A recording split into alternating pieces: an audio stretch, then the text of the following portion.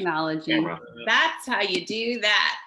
Awesome. All right. So welcome everybody to ONREIA. It is November. Can you believe it's November? Unfortunately, yes, I can. It's crazy. It feels like this is the midnight edition of ONREIA, with it being so dark at 9 o'clock. But what do you do?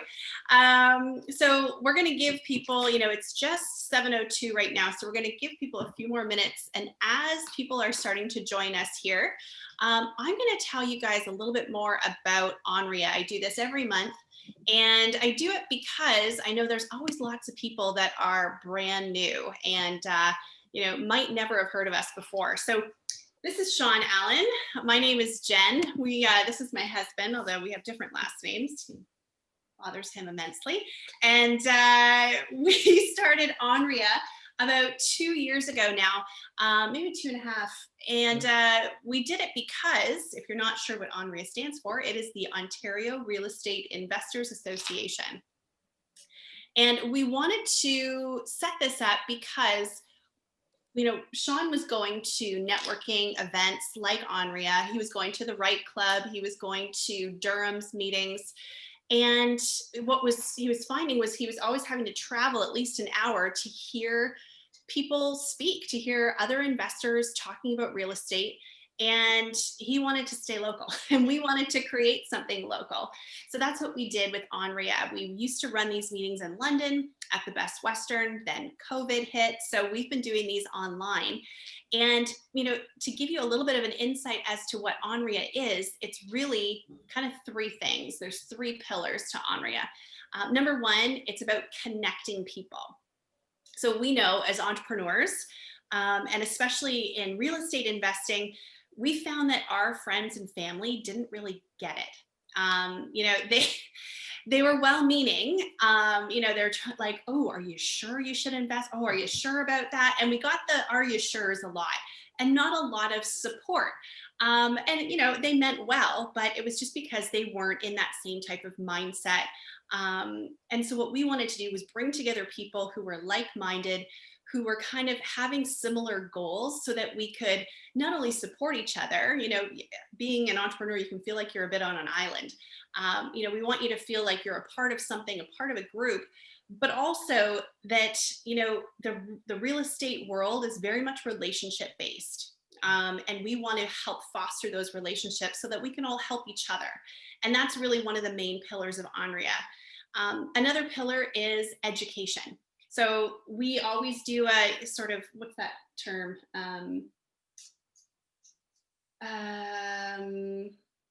Like, don't take my word for it. Do your due diligence. Okay. You know what I mean? I'm following you here. Okay. Well, anyhow, we want to offer education opportunities. We always bring in fantastic speakers who are active in the field, they're investors themselves, and just want to share their knowledge. And, lots of investors have different specialties. So we try and tap into that. That being said, take everything that you hear with a grain of salt, do your due diligence. Don't say, run out and buy all the real estate because Shawn told you to.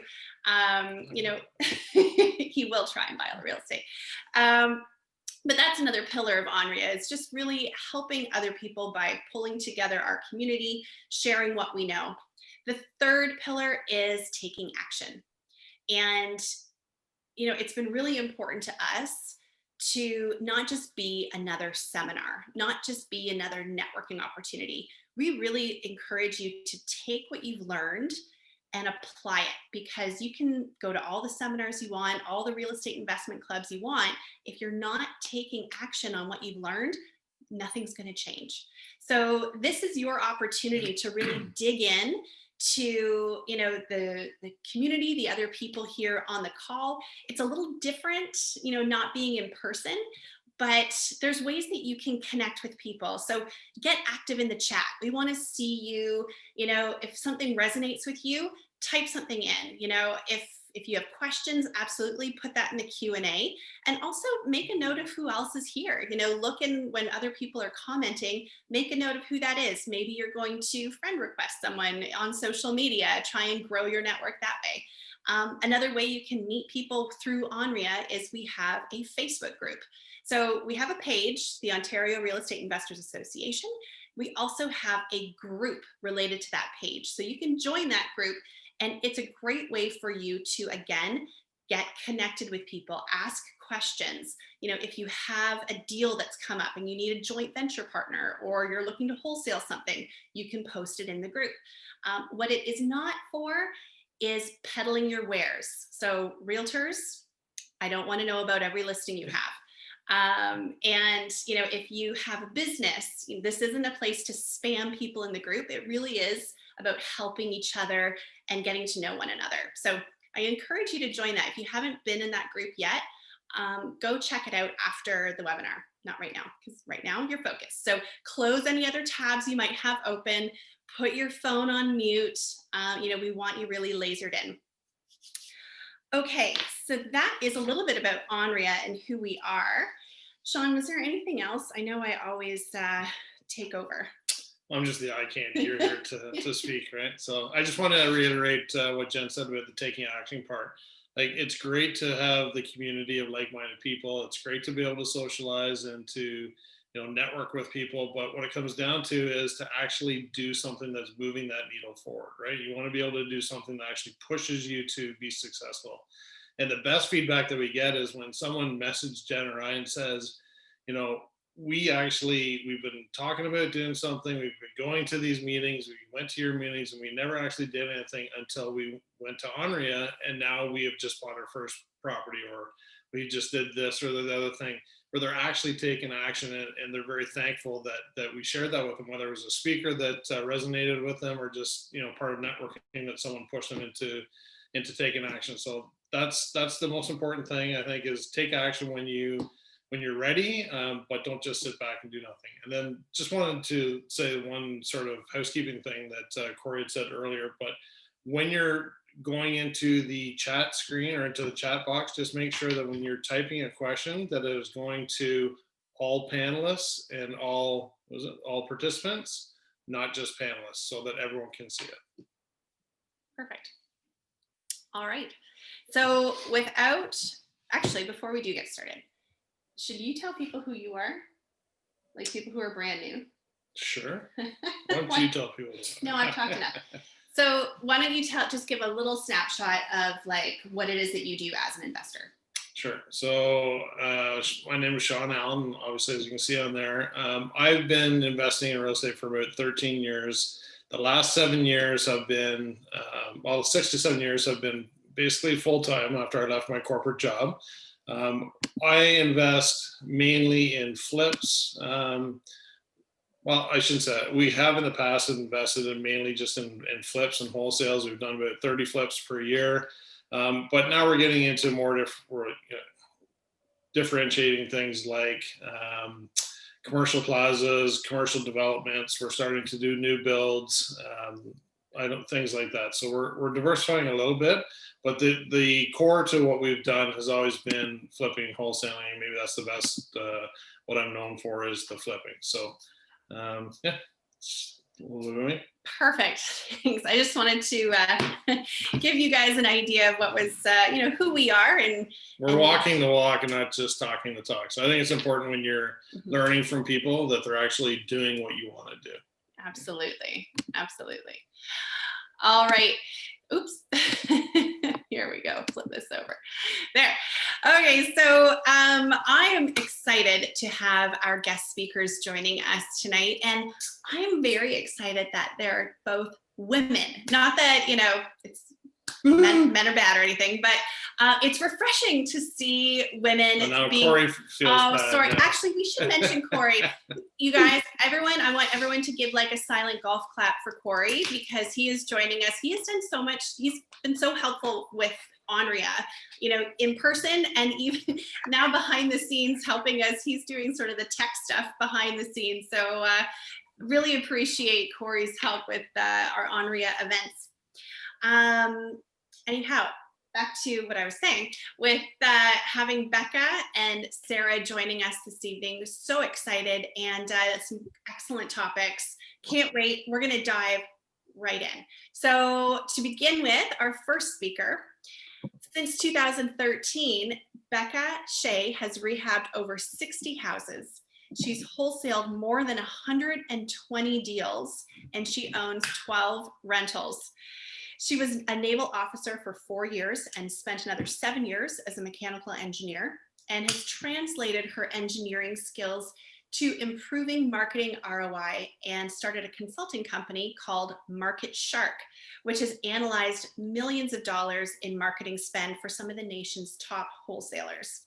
Today, Beka is also full-time with the real estate investing mastermind, 7-Figure Flipping, and she's heading up the membership department there, helping other investors unlock the path to their freedom dreams. So we are very excited to hear Beka talk tonight to us all about marketing, and I am going to hand it over to you.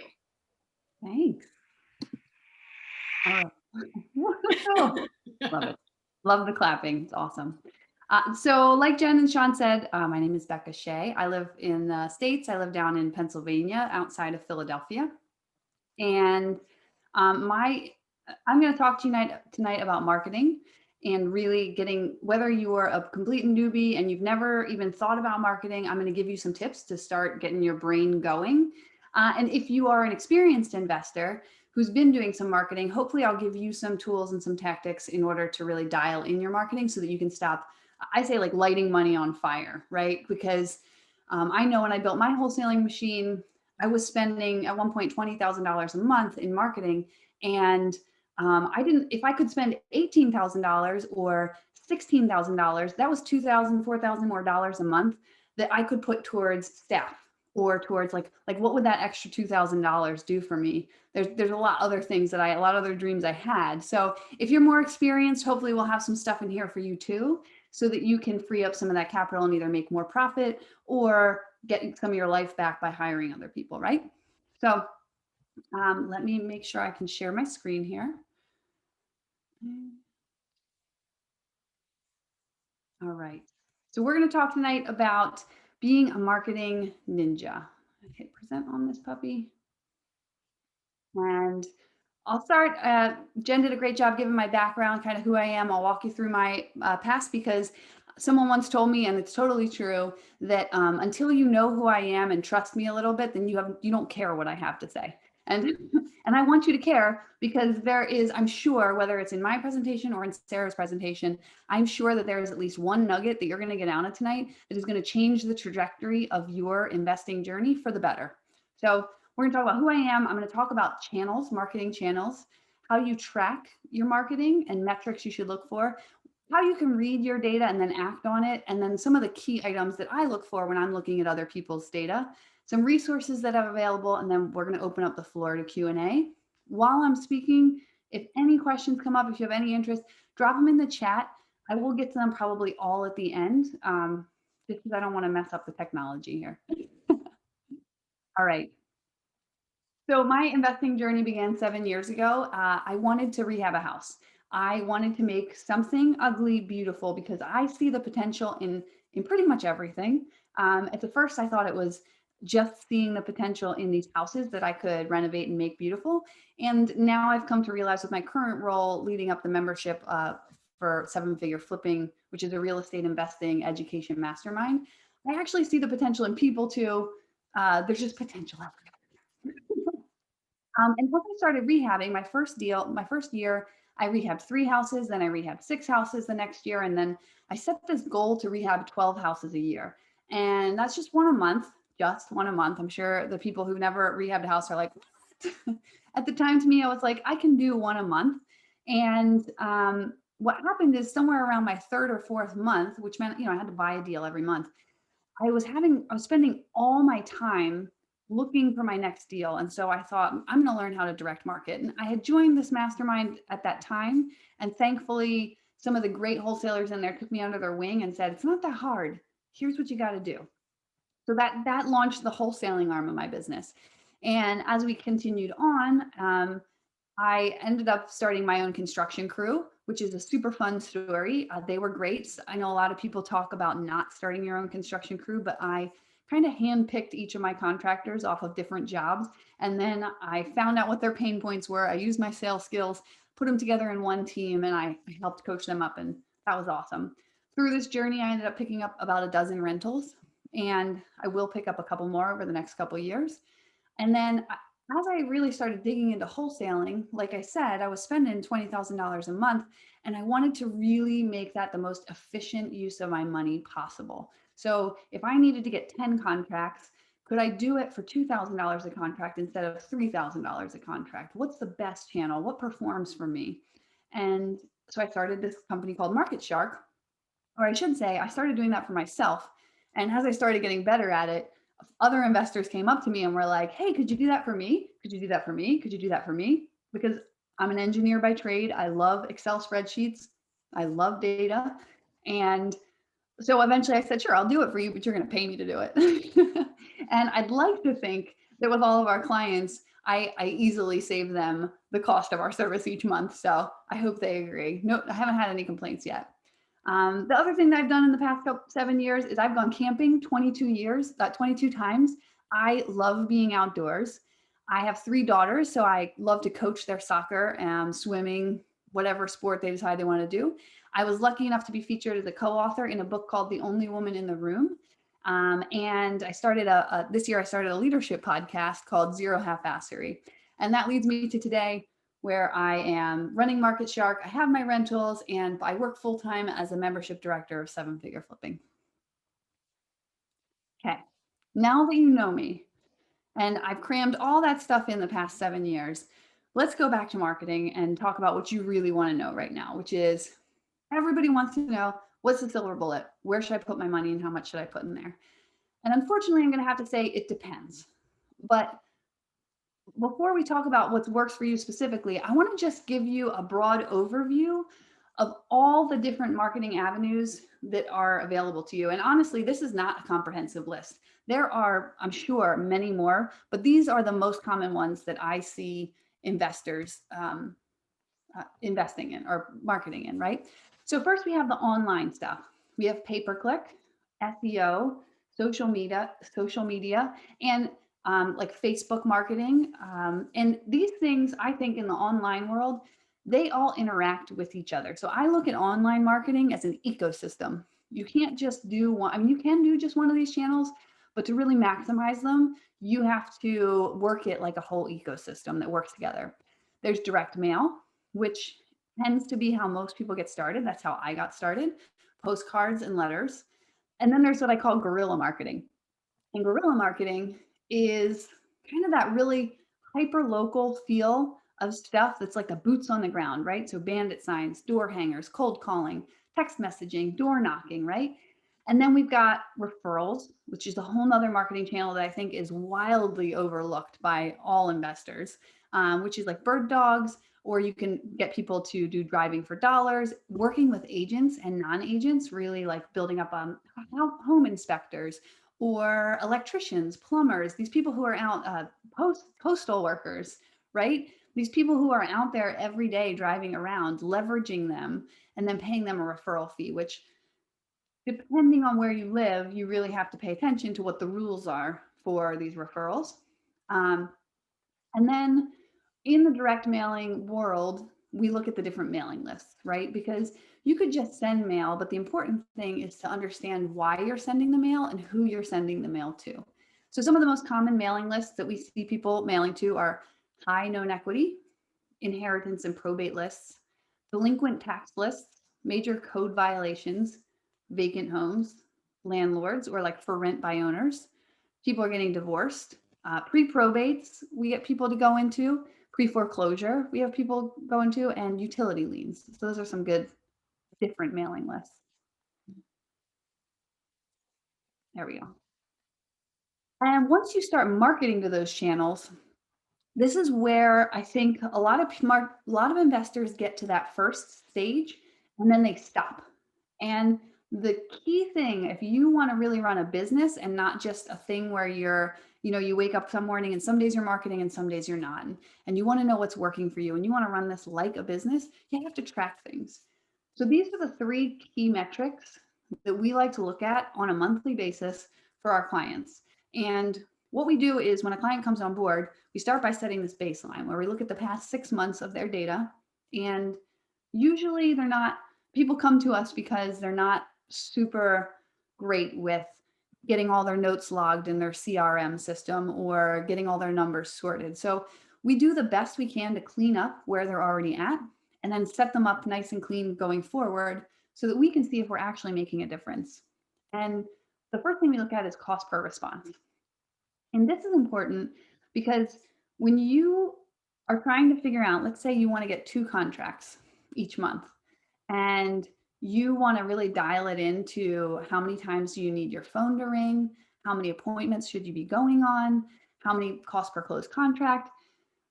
The only metric that is truly just a marketing metric is this cost per response. Once that phone rings and there's a human interacting on the other end of it, the sales component of your business comes into it and they become intertwined in a way that you can't really separate it out. So if you are looking to just track how your marketing channel is performing, this cost per response is critical. And cost per response and cost per qualified response, right? There was this investor in Las Vegas, and his thing was he was going to send those postcards that looked like urgent, second notice, must call now, whatever. He got a ton of responses, but they were not people who wanted to sell their house. They were angry. And so his cost response was super low. So then we also look at cost per qualified lead. And we assume as long as you're not like sending super incendiary, inflammatory mail, that most of your responses will be curious, slightly curious people with, 1 in 10 being that take me off your list, stop mailing to me. Then we go into cost per set appointment. Cost per set appointment is like a hyper qualified lead, right? They have a house to sell and they want you to come out right now. So this is important to look at because for people who build out bigger teams, they'll have a lead intake person who's answering the phone, whose job it is to set the appointment. And then they'll have a sales rep going out to meet with the seller. And I like to say to my sales reps, look, every time you walk in a seller's door, it's $400. Make it count, right? Like I spent $400 to get you in that door. And you should even think this, if you're the one going on the appointments, just to go sit with this seller was $400. So I need to make it worth it. In this report that we're showing here, the cost per appointment was $196, right? But still, you need to get that in your head that every time the phone rings, that's $37. Every time you get the opportunity to go sit with a seller, that's $196. You need to make it count. And then cost per closed contract are the ones you get over the baseline. So Jenn and Shawn and I were actually talking about this recently. Like if you have a goal that you want to get 2 contracts a month, and your cost per contract, like in this example, $3,733, then you know that if you don't spend close to $7,200 that month, you're not likely to get 2 contracts, right? So don't beat yourself up over it. And I know when I was scaling and I was like, man, I want to get to like 10 contracts a month. If my average contract cost is $3,000, which typically we see somewhere between $2,500 and $5,000 cost per contract, then I had to be willing to spend that marketing dollars. And I'm going to tell you what really happened for me was that sometimes when I looked at how many contracts I theoretically wanted to get, and then I looked at what my spending budget had to be in order to get that, I would balk, but it would help me set realistic expectations and say, how about we just do 6 contracts a month? Does that work? That sits better with me. And then the next most critical part to get these cost per responses, you can look at that blended, those were blended numbers for all the marketing channels, is actually dialing it down into which channel is which. So the way that you do this, if you're just starting out, the best way to do this is, let's say tonight you get inspired and you're going to go send some postcards tomorrow. On that postcard, you're going to put a phone number. Don't put your phone number. If this is the first time that you're sending mail, you can get a Google Voice number that's free, the voice over IP number where it's an internet number, right? But it will push to your cell phone. And this is great for two reasons. Number one, you'll know every time that that line rings, it came from your postcard. Number two, if you get a really angry person, or it's not, they don't have your personal cell phone number for the rest of your life, right? So it's a win-win. For if you're going to do multiple campaigns, like if you're going to send out, let's say, two different kinds of postcards, right? Let's say you want to test a blue postcard and a pink postcard and see which one gets the best results. You're going to put a different phone number on each of those postcards. And I like to hammer this because I remember my first meeting when I first joined the mastermind. I'm sitting in that first meeting and I was a rehabber, and that's all I wanted to do was just be the best rehabber in the entire world. And one of the guys who is like famous in our group, Andy McFarlane, I remember him getting up there and him showing us his back end system for wholesaling, his CRM. And he had like 20 phone numbers listed. And I was like, what? I'm going to need 20 phone numbers? I don't even know how you do that. How you do that is one of these internet call systems, like CallRail is a good one. There's another one called Vumber, VUMBER. CallRail is the biggest one. I just recommend just go with that one. And it will allow you to have a unique phone number for every marketing channel. So then when calls come in, you can directly say, hey, of all of our responses, direct mail made up 30% of them. Bandit signs was 26%. Us calling, like if we call outbound, some people have cold calling campaigns, that was 30%.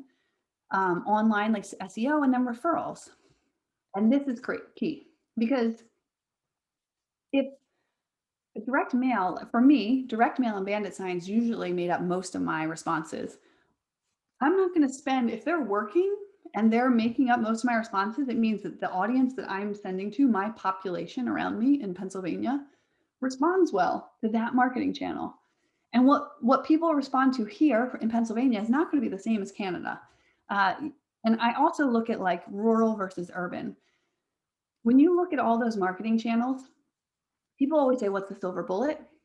I say, I can't tell you, but I can give you some ideas. So you really want to get inside the head of who you're marketing to. I live in a very kind of long-time owner occupied. There aren't many absentee owners where I live. People buy their houses, they live in them for 40 years, and then they die. or then they move to a smaller house. So I found that direct mail really worked, super personalized direct mail, and bandit signs, because they thought if there's a sign at the end of my random rural back road, that person must be local, and there's this inherent skepticism. Whereas with urban settings, people tend to be, their life is a little busier. They want a little more distance actually from things. It's much more transactional instead of relational. And so they're more likely to do SEO and PPC and online ads, maybe cold calling and texting. So I think rural versus urban is an important thing to think about when you're marketing. And then the second thing I think is, do you have time or do you have money? And if you have money, then you can just throw some money at PPC ads, some online, let's say I've decided I'm an urban person, I have money. And if you don't have money, then you might do something like door knocking. Or someone I know did Post-it notes on doors, right? But they had the time to go out and actually hit the streets and talk to people instead of their money. So those are my two thoughts. Are you rural or urban? Like, what's your avatar that you're marketing to? And do you have money or do you have time? So then the next thing that I like to say is who, not the how. Let's say you have a ton of money and you're like, I'm just going to go big, right? I'm going to throw $10,000 a month into marketing. But you don't have any back end yet to service that. So now you're spending money, your phone is ringing, no one is answering it. And you've lit that money on fire. That's $37 every time the phone rings and you don't answer it. So making sure that you can answer and respond to your marketing and be responsible with your scaling is really important. Choosing a call tracking system. I mentioned CallRail before. It's very user-friendly, pretty seamless, and the unique phone numbers. Forgot I had this slide.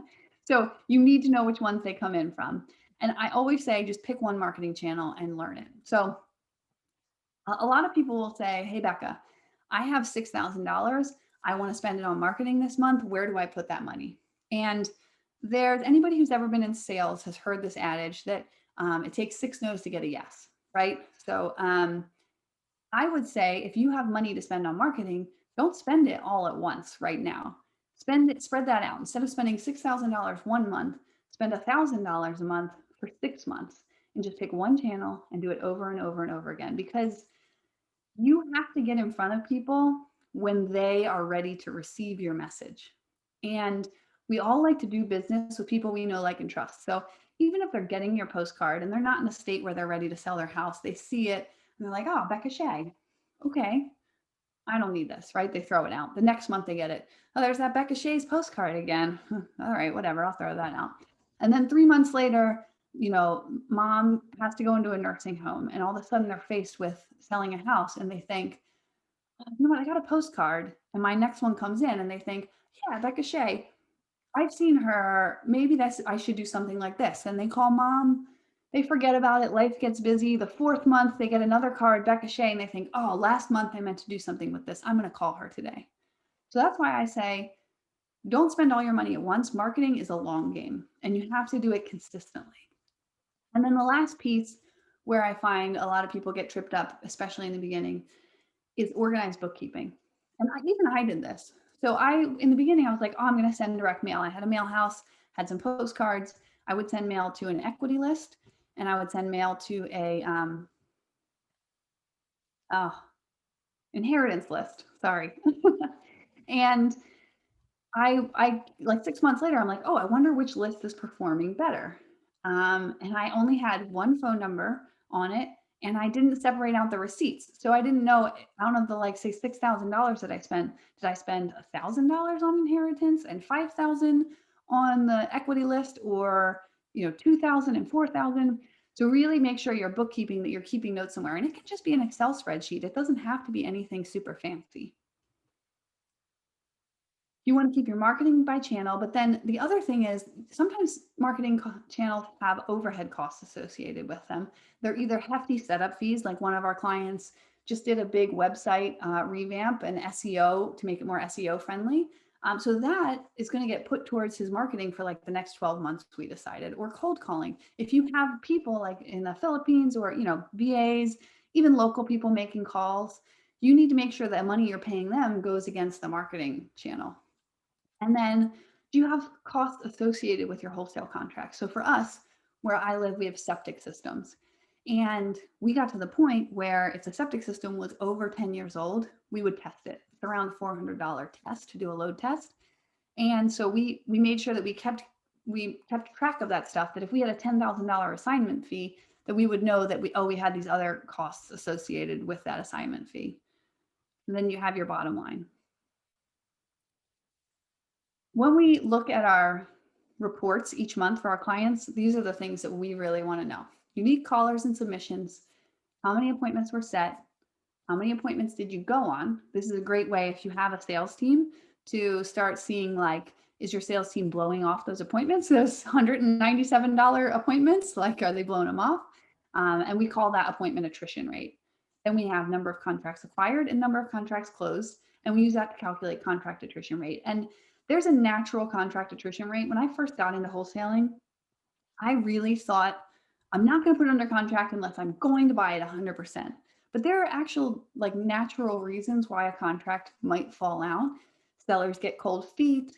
You discover something about the property as you're marketing it to your buyers that you didn't know. Like, we had this one termite property that I didn't realize, and we had a buyer walk through, and he went into one of the crawl spaces and he came out and he was like, all the joists are rotted. There's massive termite damage, right? Like, stuff like that. Sometimes we have a septic system fail and it doesn't perk. The land doesn't perk, so we can't put in a new septic system. So if the seller isn't, willing to negotiate with us, then we have to walk away. So there's some natural contract attrition rate. We expect around 20%, 10 to 20%. And then from there, we extrapolate marketing ROI. And this is what I've come to learn. First off, you're in Canada. Wholesaling is kind of a newer thing there than it is in the States. And in the States, I know that if a company is making $3 for every $1 they're spending, then they're doing good. Like, that's pretty decent, because that means a third of their money is going to their marketing cost, probably a third is going to overhead and staff, and then they've got a third profit. In Canada, we tend to see much higher ROIs, like anywhere from $8 to $15 made for every dollar spent. And that also has to do with like the house prices and where you're at. Higher priced houses tend to bring better spreads. So someone might be spending $2,500 to get a contract and making a $10,000 assignment fee versus someone spending $5,000 to get a contract and making a $25,000 assignment fee, right? And we dig on these cost per call, cost per appointment, cost per contract to get that ROI. Cause and effect, reading and understanding your data. Oh, so before I go back there, I'm sorry. Okay, this is it. Conversion rates. Like I said before, marketing and sales run hand in hand. So you have your conversion rate of number of calls that actually convert to an appointment. And that has a lot to do with your phone skills. How are you treating these people when they come in? Are you setting an appointment immediately? Also you need to set that appointment for as soon as possible, because if they call you and you're like, I can't get out there for 5 days, then they're going to call somebody else who can get out there tomorrow because we're super impatient. Attrition rates and appointment drop rate. Is your sales team, again, just like with the contracts, there are some appointments that are going to die a natural death for whatever reason. People get cold feet, they don't want you to come out. So you really want to pay attention to your appointment drop rate. And I even see it in a lot of like solopreneurs who do wholesaling where they get cold feet, right? They send the marketing out, they answer the phone, they set the appointment, and then they come up with a reason not to go. Like that's super important. You need to go on every one of those. That's $200 you just lit on fire for not going on that appointment. If it's not the seller calling it off, you don't call it off. And then ROI, number of dollars made for every dollar spent. That is the end of my presentation. I see there's a bunch of comments here, I think. So I'm going to go through those. Corey, maybe you want to unmute and just make sure I get all of them. But before we do that, I told Jenn and Shawn that I was going to do a shameless plug. I have been working on this passion project for the past, actually, we recorded our first episode the day of Pennsylvania shut down for quarantine. And I remember recording it and we're like, I don't know, see you in like 2 weeks. Like, it'll be great. And then we recorded 8 episodes. We finally got them all together and we put them out. Leadership is something that I'm super passionate about. And my co-host, his name's Tim. He's the head coach at my CrossFit gym. I approach leadership from a very much like a military, just go and get it done. He's a quiet kind of background leader, and we have some great conversations. So Sarah, who is a podcast ninja, told me that I need you to do 3 things if you love me. I'm going to play the guilt card. Can you please go and subscribe to this podcast, download it, and give it a rating? I would just love you forever for that. My goal is to get to 100 ratings by the end of this week. There, how many people are here? 58. Come on, guys, you can get me like 58% of the way there. All right, let's do these chats. Oh. I got lots of highs. Highs are good. Hello, they love you guys are doing a great job. They love your RIA. Knowing your numbers is important in marketing and real estate investing. Boom. Oh, that was Shawn. Shawn knows his numbers. He's on the ball.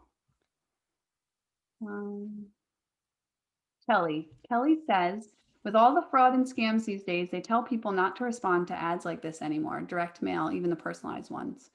How do you pivot from this? Same with door knocking. How would you approach and let them know you're not scamming them? So some of the things that I do, listen, it's actually not these days. And I will tell you that real estate agents tend to be our worst enemies. They don't understand real estate investing. And so they just automatically assume that you're a fraud and a scam. And that's what they're going to tell people. So you need to overcome that with speaking their language. So one of the things I do is I try to build trust off the bat. So pictures work, but like real authentic pictures, not like headshot uptight pictures. Getting a couple reviews, like I would put on there a 5-star Google review, right?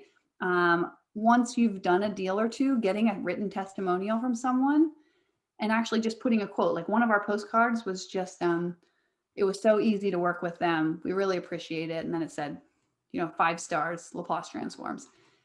I'm a veteran, so I had like Navy vet on my card. So all those things to kind of get past the trust. But people who need to sell, you need to understand that the people who sell to us generally it's not that they don't know how to sell their house with a real estate agent. Everyone knows how to sell their house with a real estate agent. They don't want to. They are looking for another alternative. And so they're going to take a chance on you because sometimes they're embarrassed to have people in their house, or they just don't like the idea of selling. It's super emotional, and the thought of opening this up to everyone. So you're trying to market to those people, the people who are looking for you. Door knocking. Door knocking scares me. I don't know. Shawn, have you ever done door knocking? I don't know. Have you done door knocking? We don't have a lot of people coming to the door with a gun here in Canada, so it's a little bit different. But I don't door knock myself. We have done a little bit of it. Mainly, the only door knocking we would do would be like when we're driving for dollars, and we actually see something, that we would go direct to it. But just in general, door knocking in a neighborhood, we don't really do much of. Well, except when we have a house. So if we flipped a house, we try and put a sort of sign out front of the house so people know that, hey, this is a house that we flipped. Yeah. And then knocking 5 doors to the right, 5 doors to the left, and 10 doors across the street, and just sort of saying, hey, this is what we do. This is what we, this is the project. And kind of like asking them if they want to sell or if they have a referral for us. So that's the amount of door knocking we do. Yeah, I would say actually, that's the amount of door knocking I've done. I usually try to approach you have to approach in the way that works for you. I'm very personal, like, hey, sorry, I definitely don't mean to intrude. When I'm rehabbing a house and knocking the neighbors, I say, we're rehabbing the house next to you. We're so excited that Ellen was able to move on to be with her grandkids. And here's my card. If you have any issues with the contractors, I just wanted you to have it. Oh, by the way, if you've ever considered selling. We do the same, and typically any neighbors around a house that you're usually rehabbing are over there thanking you anyway. Yeah. You first get the key, right? Thank you for fixing this house and getting these people out, or whatever it is. So you've already got one foot in the door already.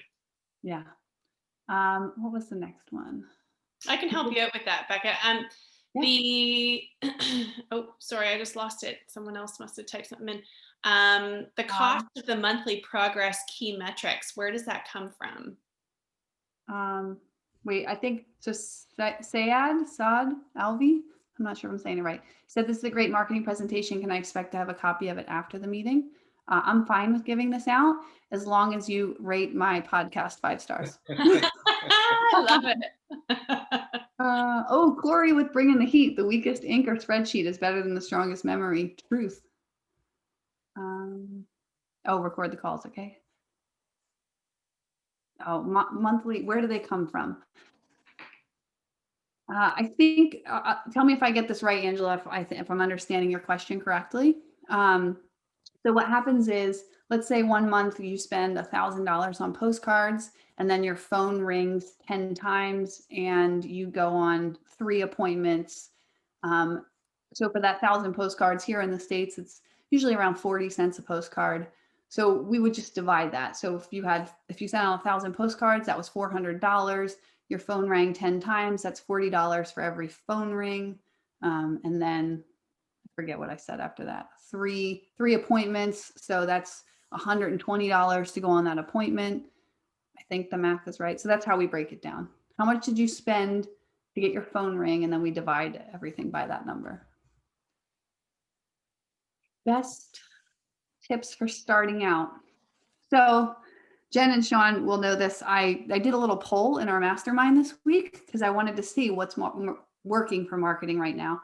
And the thing I'll tell you is marketing is a living animal. So one channel may work for 6 months and then it might not work because maybe it gets saturated, and then it might start working again 12 or 18 months later. So right now across the board, I heard the direct mail was working for people. And I know for you guys, you can't pull specific lists. You have to be a little more tactical about it.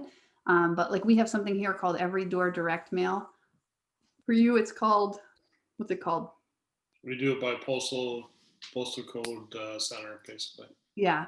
Yeah. So in the States, the post office, I could say, I want this zip code. I want to blanket it. I want everybody to get this piece of mail. And your post office does something similar. Yep. So that's probably my tip for starting out. And just do that, like I said, multiple times. You can't just do it once. Another fellow engineer. All right. Can you talk about the mindset required for spending money on marketing without a guarantee of results in the beginning? So I'm a rehabber. I call myself a reluctant wholesaler, and this is the reason why. I hope I'm not going to say anything inflammatory. I honestly think wholesaling is more risky than rehabbing, because with rehabbing, I've bought an asset that has some inherent value to it that will keep that value and improve with added stuff. With wholesaling, you have to be prepared to light that marketing money on fire and see zero results. And that is kind of like the cost of doing business. You have to understand that this is a gamble.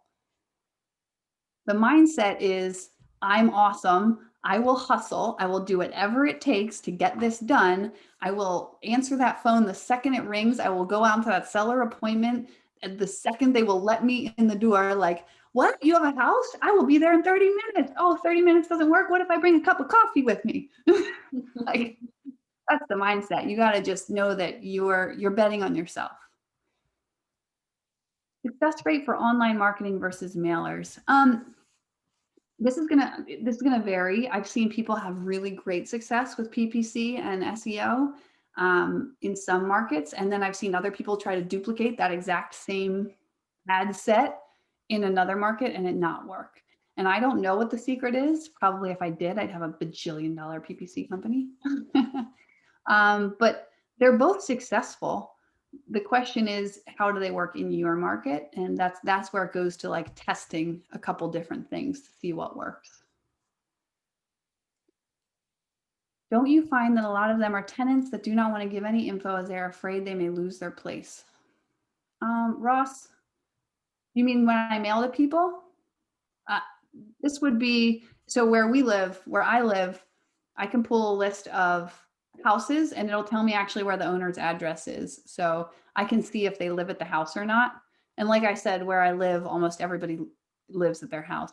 If you have a lot of tenants, I don't know what the workaround is for this, Shawn, and I feel like I should. I feel like I've known the workaround before. I should have prepped for Canada. Oh. I think you just send it. I mean, it's a 40-cent postcard.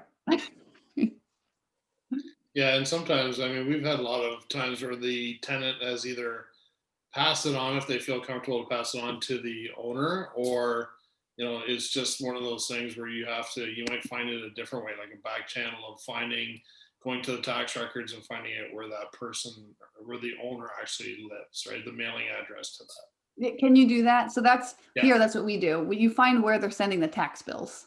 You just have to go into the county registry.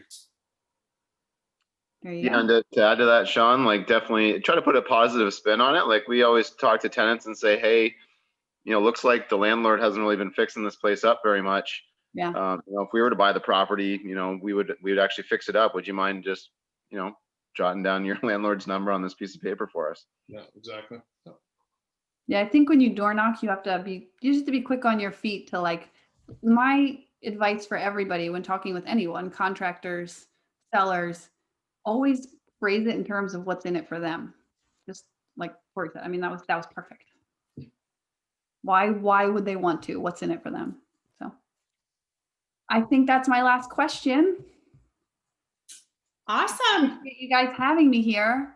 I can't wait to see 58 5-star reviews on my podcast.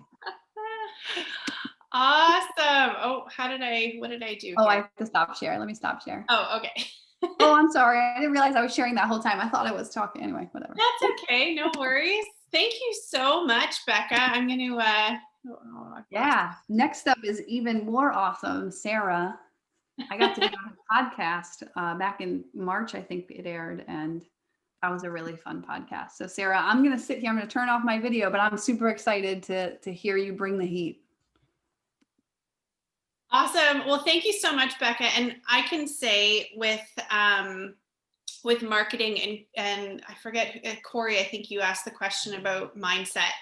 If I'm going to be honest, that's something that we kind of really struggled with. And we're not new to this, but putting out the marketing and not really being sure how to, like, what numbers am I supposed to be looking at when you're like, how do I know this is a successful marketing channel? Because you have nothing to compare it to. Like, I don't know what the benchmarks are. I don't know sort of where I should be. How much is too much? How, when you're looking at cost per contract. So we hired Beka to consult with us. You didn't mention it, so I was like, I don't know if I'm allowed to say this. I just didn't think of it. But we've been working with Beka now since January, February, somewhere this year. And it has been like so, great for us and our business to get into our numbers because as you know, in real estate, you have to know your numbers. And that has to do with marketing as well, but also just to have the confidence. Like, now that we know, hey, this is what we're looking for. These are the numbers that we need to try and hit. Now go spend your money. Yeah. That's what we need to do is, just having that confidence to move forward. Yeah. So, yeah. The more you know your numbers, the more confident you get, because then it doesn't become so emotional, right? You can do more logic based. Exactly. Awesome. Thanks for having me, Canada. Your podcast, I left my house and my kids go, "Where are you going?" I was like, "Canada." Now you got to quarantine for 14 days. Awesome. Well, thank you so much, Beka, for joining us. And if anyone has any other questions through the night, I don't know, what time are we at here? I think Beka's going to stick around with us for maybe another little bit. So if anything else comes through that you forgot to mention earlier, feel free to put it in the chat. Okay. Yeah. Oh, the name of your podcast. That's what someone's asking. It's called Zero Half-Assery. So, if swearing scares you, there's not a lot of swearing, but there is some half-assery, even though we say zero half-assery. Zero half-assery. Okay, maybe we can grab the link. Is there a link somewhere? Yeah, I'll drop it in the chat. Oh, okay, perfect. Awesome. Great. Well, thank you, Beka. That was awesome. And I know those of us who are into the marketing piece of real estate investing, we've got some homework to do. So that was that was great. Awesome. So we're going to move right into our next speaker. And if you live in Canada, you've probably heard of our next speaker. She is quite active with her own podcast. Do you have two podcasts actually, Sarah? Yep, The Right Club and Where Should I Invest?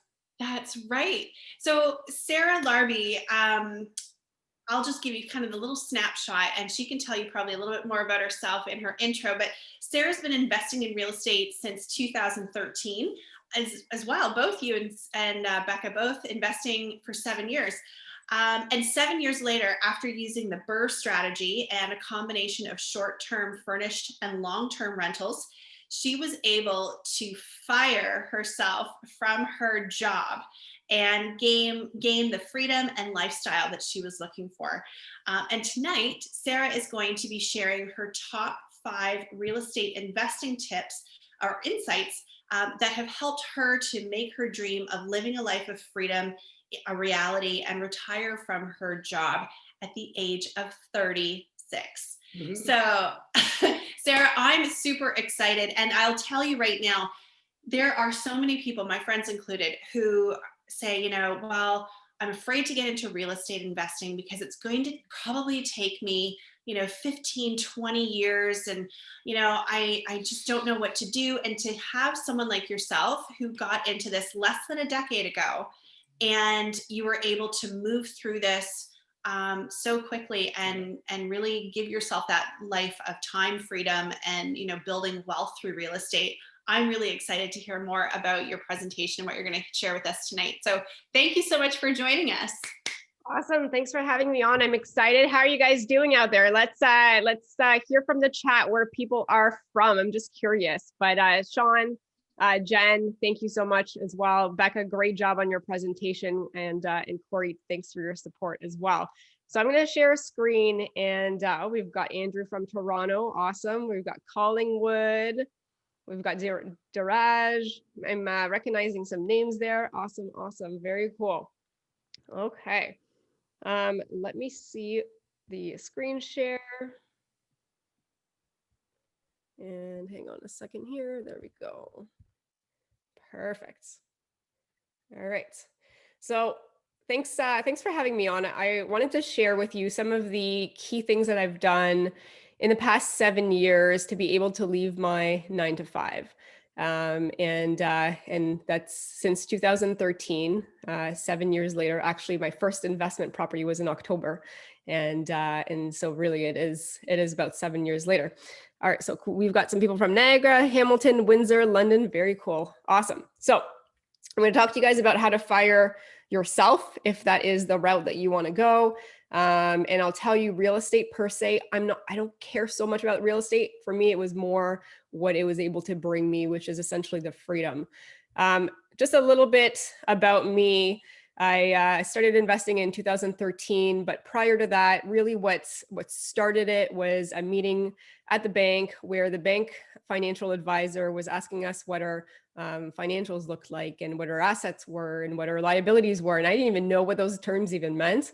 And it was a good wake-up call because I had been working already a few years and didn't have anything to show for it. So like literally, this is how it happened for me. I Googled how people become wealthy, how people create assets, what an asset is, what a liability is. I started researching some of the terms, and real estate actually kept coming back as one of the ongoing ways that people became wealthy, quit their day jobs, created other income for themselves. And I just decided to start learning a lot about it and took the leap and took action. Fast forward, I have 2 podcasts. I've written a few articles for the Real Estate Wealth magazine. I'm a speaker. And all of this I was doing while I was working full time. So just as of October 1st, is when I actually left the full-time job. Prior to that, I was working full-time and I was still doing this full-time. And also, if you guys have heard of the Right Club, I still do the Right Club. So even though I'm retired, keep in mind, I'm not rolling over and twirling my thumbs. There's still things like the podcast and the Right Club and different things like that. In real estate, I'm still, actively interested in doing. So I'm going to talk about how to, get that freedom from the 9 to 5. Originally, my goal wasn't necessarily 7 years. It just happened that it was. But I'll share some of the 5 key steps that I took. And this view is actually from my cottage. When I decided that I wanted to leave the 9 to 5 and realize that I was actually having wine on my dock, that same dock, in the summer. This is a fall picture, but I was doing this in the summer. I think it was sometime in June. And I realized that I did not need it. And COVID for me was a great way for me to have to stop and actually, really understand where I was at, and made the decision to let my boss know. I gave them 3 to 4 months notice to transition properly, and, definitely didn't want to burn any bridges. But I was at my cottage enjoying some wine, looking at the water, when I'm like, I have the life that I want to live. Why am I still working 40 to 50 hours? Like, why am I still letting that hold me back? And then I started looking at my financials and everything like that, and realized that I don't really need that income. So here are the 5 things I did. And some of this stuff I didn't do right away, but over the years I've adapted it. So I, definitely planning out my goals, my why, the lifestyle that I wanted to live, and then just get the right education and knowledge. So when it came to my goals, like what I did is I figured out what I wanted as my income goals, my net worth goals, my personal non-real estate goals, and then I had annual goals. So every year I would write them down. I would, make sure that I look at them and I do something every single day to at least move myself forward, whether it's reading, whether it's a podcast, etc.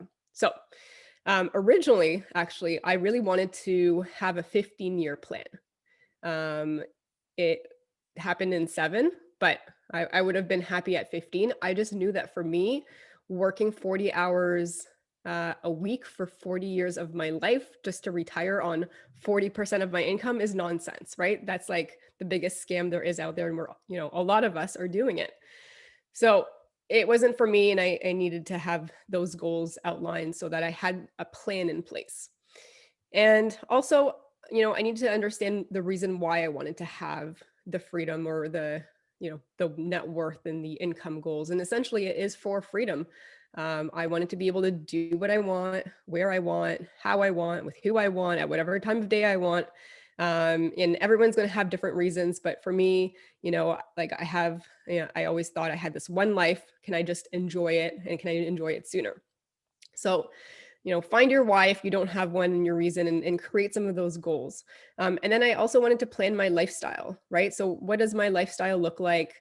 But I will say, and I didn't always start out this way, but it is important to live it as you are also going through the process, right? So you don't have to, like, maybe in the first couple years, we were super frugal, like that when probably the first 3 to 4 years, we didn't really travel much.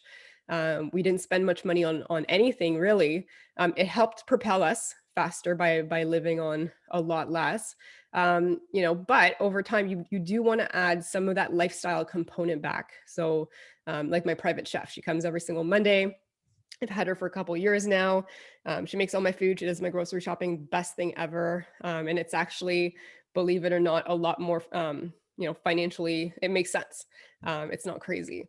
And I want to do spa days, and I want to do like working out and yoga, or I want to do cottage weeks or weekends. And so all as you go along, just keep in mind, you do want to implement some of your lifestyle goals. It doesn't have to be anything crazy, but just that way you're enjoying the journey along the way.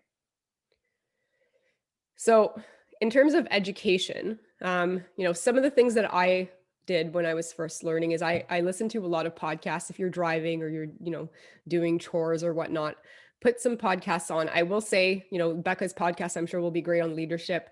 When I first started, learning about real estate though, I was listening to a lot of US or American podcasts, and I will tell you that they're great for motivation. They're great for strategy, but there's a lot of differences between both countries, right? In terms of, financing, in terms of legal, in terms of, the tax system, it's quite different. So if you're consuming content, you can consume American content, but just keep in mind that there are still some differences. So you still want to consume some Canadian specific content as well. Real estate investing books, I did a lot of reading in the beginning. Canadian books, Don Campbell has some great books, and Bigger Pockets also has some great books that I enjoyed reading. Networking events, webinars. I mean, you guys are doing the right thing being on here, coaching, mentors, find a community. And I will tell you that a lot of my education came from finding others that are like-minded. When I first started, I didn't really know anybody else that was doing real estate. And when I was starting out, I made tons of mistakes. And I was doing a completely different strategy. I was doing more of a buy and hold. But when you spend time with others that are successful, they're gonna start rubbing off on you, and vice versa. So look at your top 5 people that you spend the most time with. Are they successful? Are they pushing you towards your goals? And you want to try to associate as much as possible with those people that are going to be positive influences. So, doesn't mean that you have to get rid of your other friends, but, look at who can be in your circle to really propel you forward. I used to spend about 2 to 3 hours a day learning when I was learning about real estate investing. And that was, a mix of audiobooks, reading, podcasts. I didn't find webinars and networking events till much later, but they are amazing. You guys have access to them. I think there's more now than there might have been back when I first started. And I'll tell you, most of the content you can get for free or a minimal cost. So don't go out there necessarily spending $50,000 on coaching. You can find a lot on, I would say probably for under 10 grand. Like you can get a whole education for a lot less than that. So, once I planned, I made sure that I took action, right? You don't want to be that person that is analyzing in 10 years from now, you're still in the same spot. So, I figured out what I wanted. I figured out my criteria for buying, and then I just started making offers. And I kept it very unemotional. And I will tell you, for every 10 offers, I might get one deal, because my offers are maybe a lot of them are low balls and they don't even get a response back, or they won't go down to the price that I think it makes sense. So you'll be doing some back and forth that way, but get into, the habit of starting to make offers that make sense. Every property has a price that makes sense. It doesn't mean that you're going to get, they're going to get accepted. But I would suggest that once you know what your criteria is, start making offers. You can keep your conditions on, obviously, as a fallback. And then the other thing is, in order to take action, it was important for me to get over any hurdles. In the beginning, Matt and I, so we've been together 14 years, and he just didn't actually want to be a landlord. Not from a financial risk standpoint, it was more from a tenant problem standpoint. So how we started and how we got over the hurdle is I came up with a screening process for how to find and select tenants. And I, perfected it. I shouldn't say perfect because people can still go through the cracks, but I really refined it over the years to ensure that we have the very best tenants that are out there and that we don't take a chance, because especially in an area like I think most of you guys said, Ontario, the Ontario Residential Tenancies Act and the LTB is very geared towards the tenants. So as a landlord, when we're screening our tenants, it's just very important that we don't miss too many steps and that we don't brush any red flags under the rug, because that could be a 12-month problem. So and the other thing I would say that helped me also take action is just to focus on the goals. I just started delegating all the chores, all the tasks that didn't help propel me to the bigger picture, right? And it could even just be like cleaners, chefs, people to do your yard work, anything that you don't enjoy doing. So if you enjoy doing it, obviously do it. If it gives you, happiness, do it. But I don't enjoy house chores. So that is all delegated out. And, even just my bookkeeper, for example, that is the best thing ever because I don't enjoy paperwork. That's just me. Some people do. But find ways that you're not doing everything all the time, but who can do something better. And then take that time that you've essentially delegated and, maybe use some of that to learn more or read about real estate investing or do deals or anything that's going to be bigger picture and help you get to your goals faster. So focus on that stuff, delegate the rest. I do pride myself in being a master delegator because if I can delegate it, I will, so that I can work on the business rather than in the business. So number 2, I had to build my dream team. I'll tell you that I didn't get this right from the start, and it's probable that you guys will not get it right from the start either, and you will upgrade and you'll fire and you'll hire as you go along, and that at some point you're going to have a really solid team. Number 1, I shared my vision. What I did with my team is I shared my vision and timeline with them. And the really cool thing is if you're working with a team that works with investors and that has a lot of investors that have scaled, they're not going to laugh at you, right? I was so worried in the beginning that I was going to tell somebody that I wanted X number of houses and I wanted this income. They'd be like, you're crazy. But they're like, okay, cool. Sounds good. Let's figure it out. Here's the plan. Here's the goal. Here's what we're going to do. So having a good mortgage broker on your team, and I'll tell you who else you want to have, but those are going to be really key. And I will also say that there's, every year, I will call, each of the core team members to just re-strategize if we need to shift or pivot, or just ensure that we're still on the same track. So all of the core team that I'll go through who that is, ensure that you obviously keep them up to date on what you're doing and your goals. And I would suggest that everybody have an annual review with them so that everyone's still on the same page. And throughout the years, I've fired contractors. I mean, you'll fire contractors probably in your day if you're doing any type of renovations or trades. So I hired, but I've also replaced some weaker links. And my team has evolved, and I've fired people that unfortunately didn't work out along the way. So, it's just business at the end of the day, and you've got to, do what's best. Obviously, stay ethical, but don't keep somebody on just because you feel bad. If it's not the right realtor, as an example, you've got to move on. You find a realtor that works for you. So, and you guys can take a snapshot of this if you'd like, but these are the people that I have on my core team. So an investor focused mortgage broker, very important, okay? Because if you're buying 1 or 2 properties, it doesn't matter. But if you're going to be scaling to be able to leave your full-time job, you are going to want to work with somebody that can like continuously help you with the plan along the way. Real estate investing lawyer, ideally one that can grow with you, right? So if your real estate lawyer is not well versed in JVs or vendor takebacks, like you might need them at some point, or even just borrowing and lending private money. That's probably not the right, REI lawyer for you. So find one that can help you do all of those things and you can have on your team to help you grow along the way. A real estate accountant. Okay, there's lots of great accountants out there, but you want a real estate investing specific ones. Bookkeeper, your insurance broker, wholesalers. Beka is a great resource, but find some wholesalers in your market, get on their lists.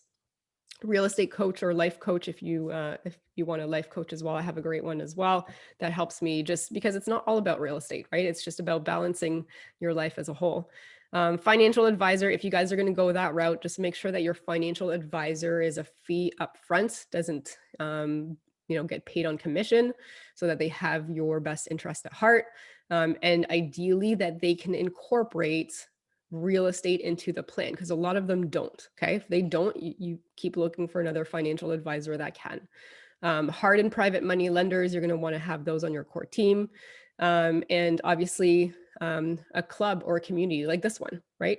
ONREIA is a great community of like-minded people. So this is your core team. So what I mean by core team is they're going to essentially be with you. Let's just call it for Ontario based, right? So if you're going into St. Catharines, but then you're going into Brantford, likely these people are going to be the same people that are going to follow you through. These are going to be the people that you're going to want to have meetings with on an annual basis, re-strategize, replan if things change and if things pivot. But this is your core team. Then you're going to have your local team based on where you go. Okay. So your local team is going to be people. So if you're going to pick a market like Niagara Falls or St. Catharines or Peterborough or wherever it is, these are going to be the people that you need to find for those specific markets. Now, some of them might go into other markets as well, but oftentimes they're very specific in an area. Your realtor, I have different realtors for different markets. I do not use the same person because I want them to be local and really understand that market, understand the rents, understand the ARVs, the after repair value, but I also want them to be able to go and visit properties for me. Instead of me having to go every single time just to see if something makes sense or not. I want them to go ahead and tell me if it does, and then I'll, make the trip out. And then also they'll get pocket listings, right? If they're local out there versus somebody that's not.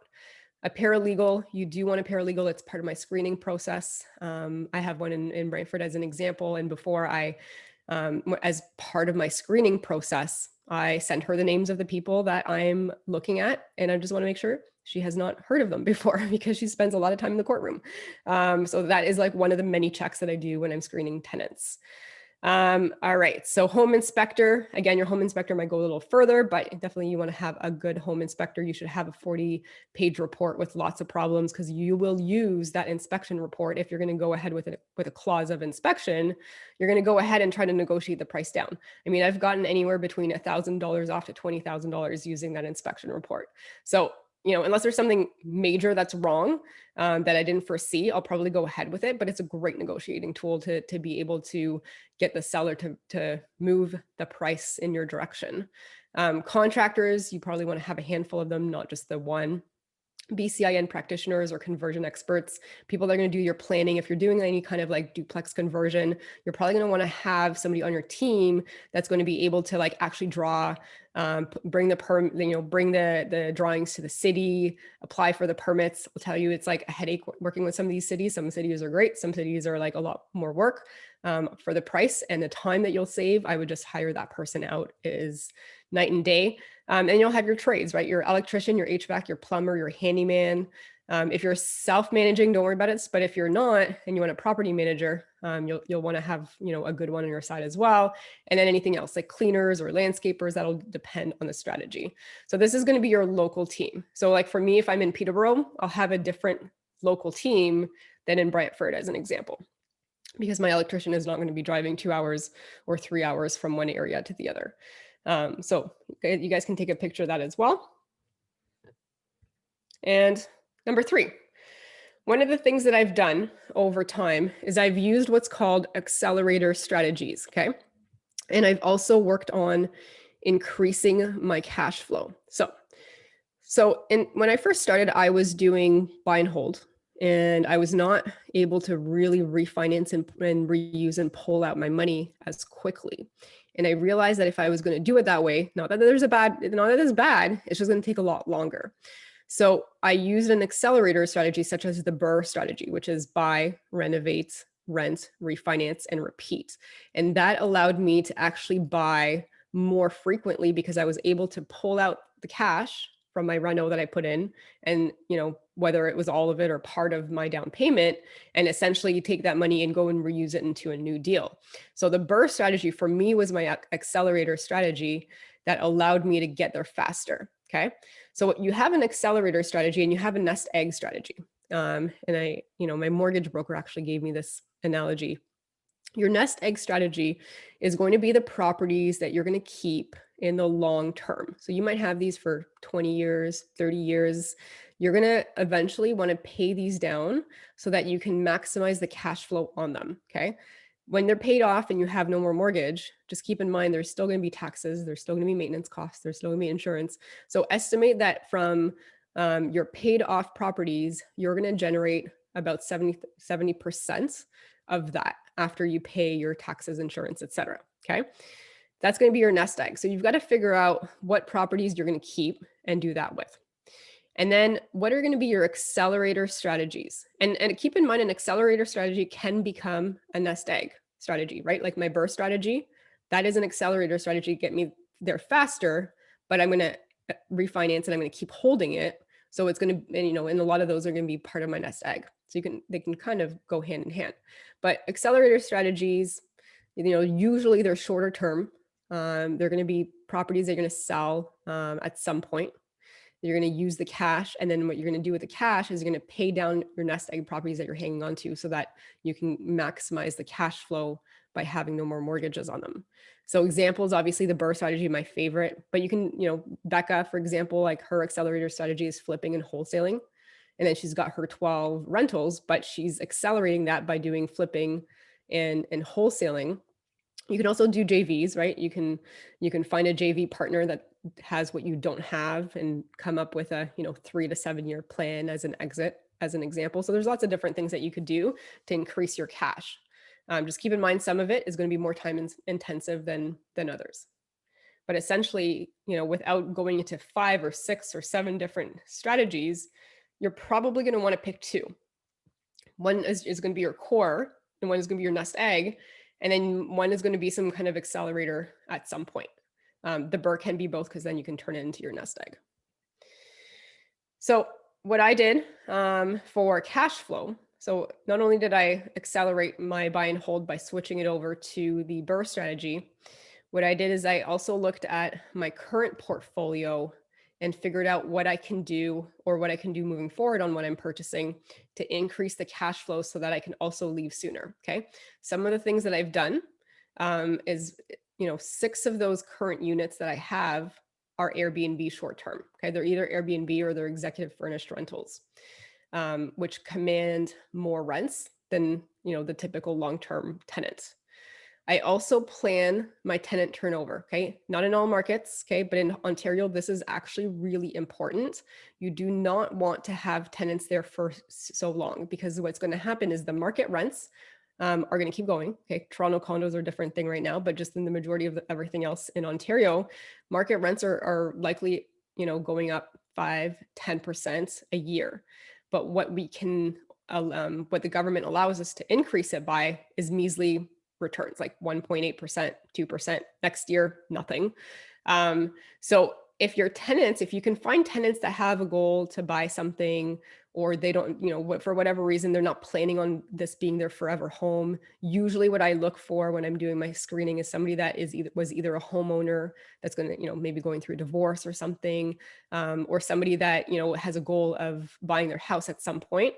the best thing is within 2 to 4 years to turn them over. Okay. You can't really kick them out, but you just kind of hope that something happens and they leave so that you can bring your rents back to market and get that additional cash flow. Because sometimes, and I have one property left right now, everything else is pretty much turned over, but I only have one set of original tenants because I found them before I came up with this strategy. This was property number 2. They're paying $400 less than what market rent is right now. So I'm even offering her to loan her my RSP at a percentage, of course, for them to find something of their own. They're great tenants, amazing tenants. But, they're tenants for life. So hopefully not. Hopefully, at some point they'll move on and do something. But, this is the missed opportunity sometimes, right? And then, luckily all of our other tenants have changed over and after property 3, 4, et cetera, we started implementing, this as part of the screening. The tenant could be perfect, but if they're planning on staying there forever, you're going to be so far behind in terms of market rents at some point that it's not worth it. Now, the only time that doesn't apply, okay, the only time this doesn't apply is anything for right now. Ford can always change it, but anything that was a new unit after November 2018 is not subject to rent control, okay, except for next year, everything is frozen. But anything after next year, and if it was built and finished and never lived in before until after November 2018, those units are not subject to rent control. So a tenant for life, you can put them in there, but don't put them into the ones that were built prior to that. So plan your tenant turnover. Obviously, just be careful because you can't really just kick people out just like that. But keep that in mind as you're buying these properties. Multifamily properties conversions, are also good so that you can get 2 rents out of one property, 3 rents out of a property, as an example. So those are some of the things that I've done. What else you can do, right? You can add properties. So that I haven't done these, but these are other ideas if you guys want to do those. You can add properties from higher cash flow markets. Obviously, the USA doesn't appreciate the same. They don't have the low vacancies that we have. Their rents might not go up as much. However, they have better, in some, not all markets, but some markets in the US has much better cash flow. So you could always look at doing a few of those in conjunction to help with the cash flow if you wanted to. Atlantic Canada, I mean, there's other provinces as well that do better in terms of cash flow than Ontario. And then rent to own, you could do that. It's a little bit higher cash flow. I will say if you do rent to own, my suggestion is that you guys own it on your own or be the broker. That's my advice, and I won't go through too much of that because that could be a whole hour conversation. And student rentals. Student rentals can also bring you more income. However, just keep in mind there's, a few other negatives around it. In terms of financing, it's going to be a little bit harder. Insurance is going to be a little bit harder. You may have to also cover utility costs. So you've got to figure out how many rooms you need at what price for it to make sense. But some other ideas to increase the cash flow. Number 4, okay. One of the things that helped me was that I kept full control. Can you guys hear me?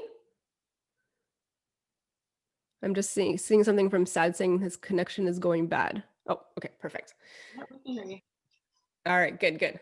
Perfect. Okay, good. So one of the things that helped me was that I was able to keep full control over my portfolio. Okay. I'm not saying that joint ventures are not good, but it was important for me to be able to get all the cash flow, to get all the appreciation, to get all the mortgage, pay down the equity as much as I could before I started working with JVs. Again, just because, if you guys can qualify on your own and you're going to do it, you could try to just, build your portfolio yourself, because essentially there's going to be, a longer exit. Usually with a JV, you're likely going to be, exiting at some point. So I kept everything. There's one JV that I've done. I'm obviously doing more now, but in the beginning, as you're scaling, if you can, try to do them by yourself. Okay. I was able to pivot, obviously, my rental strategy. I was able to take some units and turn them into Airbnbs instead. I was also able to refinance when I needed to redeploy cash. I didn't have to check, with somebody else. And, you get the full benefits of the mortgage pay down and appreciation over time. So what I did to be able to qualify and keep qualifying is I just always made sure to, before I did my taxes, talk to my mortgage broker and make that plan. Where are we going next? Which lenders are going to be the next ones? What do we qualify for? How much income should I be showing from the rents, from the current, properties in order to help me qualify and scale more?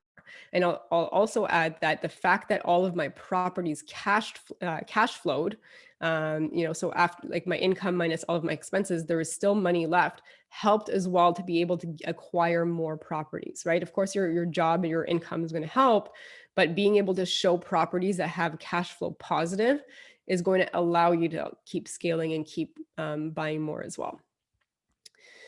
And lastly, okay, so before I left, you don't want to just leave on a whim. You also want to make sure that you're prepared for a potential downturn, because markets, there's cycles, right? Goes up, goes down. You want to prepare for the good. You want to, be able to still keep buying as you're leaving your job, because if you love real estate and you want to get to that next goal, why not? But you want to also buffer for the downturn. Okay. So things that I've done, things that you can also do, diversify your income streams.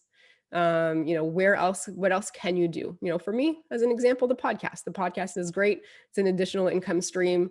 I got where I needed to be with my rentals. Can I diversify and also add a few other things so that I don't have everything, relying on my rental properties as an example. Also, save and buffer for 3 to 6 months of expenses per property. So if all of a sudden COVID hit even worse and all of my tenants at the same time could not pay for 6 months, I want to be okay with not losing sleep. I'd be angry. Luckily, they've all paid throughout COVID, but I wouldn't lose my shirt. So have that plan of being able to cover that should something bad happen. HELOCs and refinancing prior to quitting, that was big. That was a 3 to 4 month process with my mortgage broker on ensuring that I unlock the equity that I can, because as soon as I don't have a T4 income, it's going to be very, very hard to go back and do it. Near impossible. So I might as well do it now. Also have a comfortable amount in the savings account, right? That you can live off of without having to dip into anything else. Tenant job diversification also. So I have some tenants that are self-employed. I have some tenants that work in a factory. I have some tenants that are on disability. Don't have them all working in the very same place, because if that one place shuts down or that one type of industry shuts down, like if they were all like in the, hospitality industry, like that would have potentially been bad. So diversify the types of tenant incomes that you're bringing into your units. That'll help you as well. And also, look at how your investments would have done in a downturn. Look back at 2008, 2009, see if you can find some of those numbers, what that looked like. Did it go up? Did it go down? What happened to rents at that point in time? Most likely, if you're in Ontario, they'll keep going up. Buying in low vacancy areas has helped me as well. So I don't have to ever worry about having a place that's vacant. Most of, Southern Ontario anyways is under 2%. I bought on market fundamentals, right? So I have a whole list you guys can download on my website for all the fundamentals that I look for, population count, post-secondary education, transportation improvements, like all that stuff. And also, I started loaning out some of my own money as well to diversify some income streams. But I would rather, for me, because I understand real estate and this is just my own thing, I would rather loan out my money on a second mortgage that I understand versus putting in the stock market and mutual funds that I personally don't understand. So, that's one of the things that I've done as well. And so that, those are really the 5 key things. If you do have any questions, I'm happy to answer them. The other thing I would just say is I do have the BRRRR Freedom communities starting in January. That's going to be a year-long, community just going through the BRRRR model and everything that we need to know around it to create that freedom. That's all. I mean, you guys can add me on Instagram. If you have Instagram, you can send me an email or you can check out my website. All right, let's go to questions.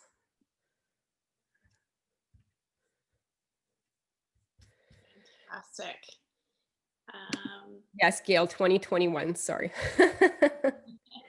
We did have a question come in from Charlotte. Can you repeat what we can do after next year? Was that with the rent increases? I believe I so. think so, yeah. Yeah, okay, so basically in Ontario, there are no rent increases next year. So if you've got a tenant in there, you can't increase the rent. It's just like essentially frozen. But in 2022, you can. So if that was your question, so like it's just there's no rent increase. So every year the government will dictate how much we can increase the rent by for current tenants. Usually it's like 1.8%, 2%, et cetera, et cetera. For 2021, there is no rent increase. You can thank Ford for that.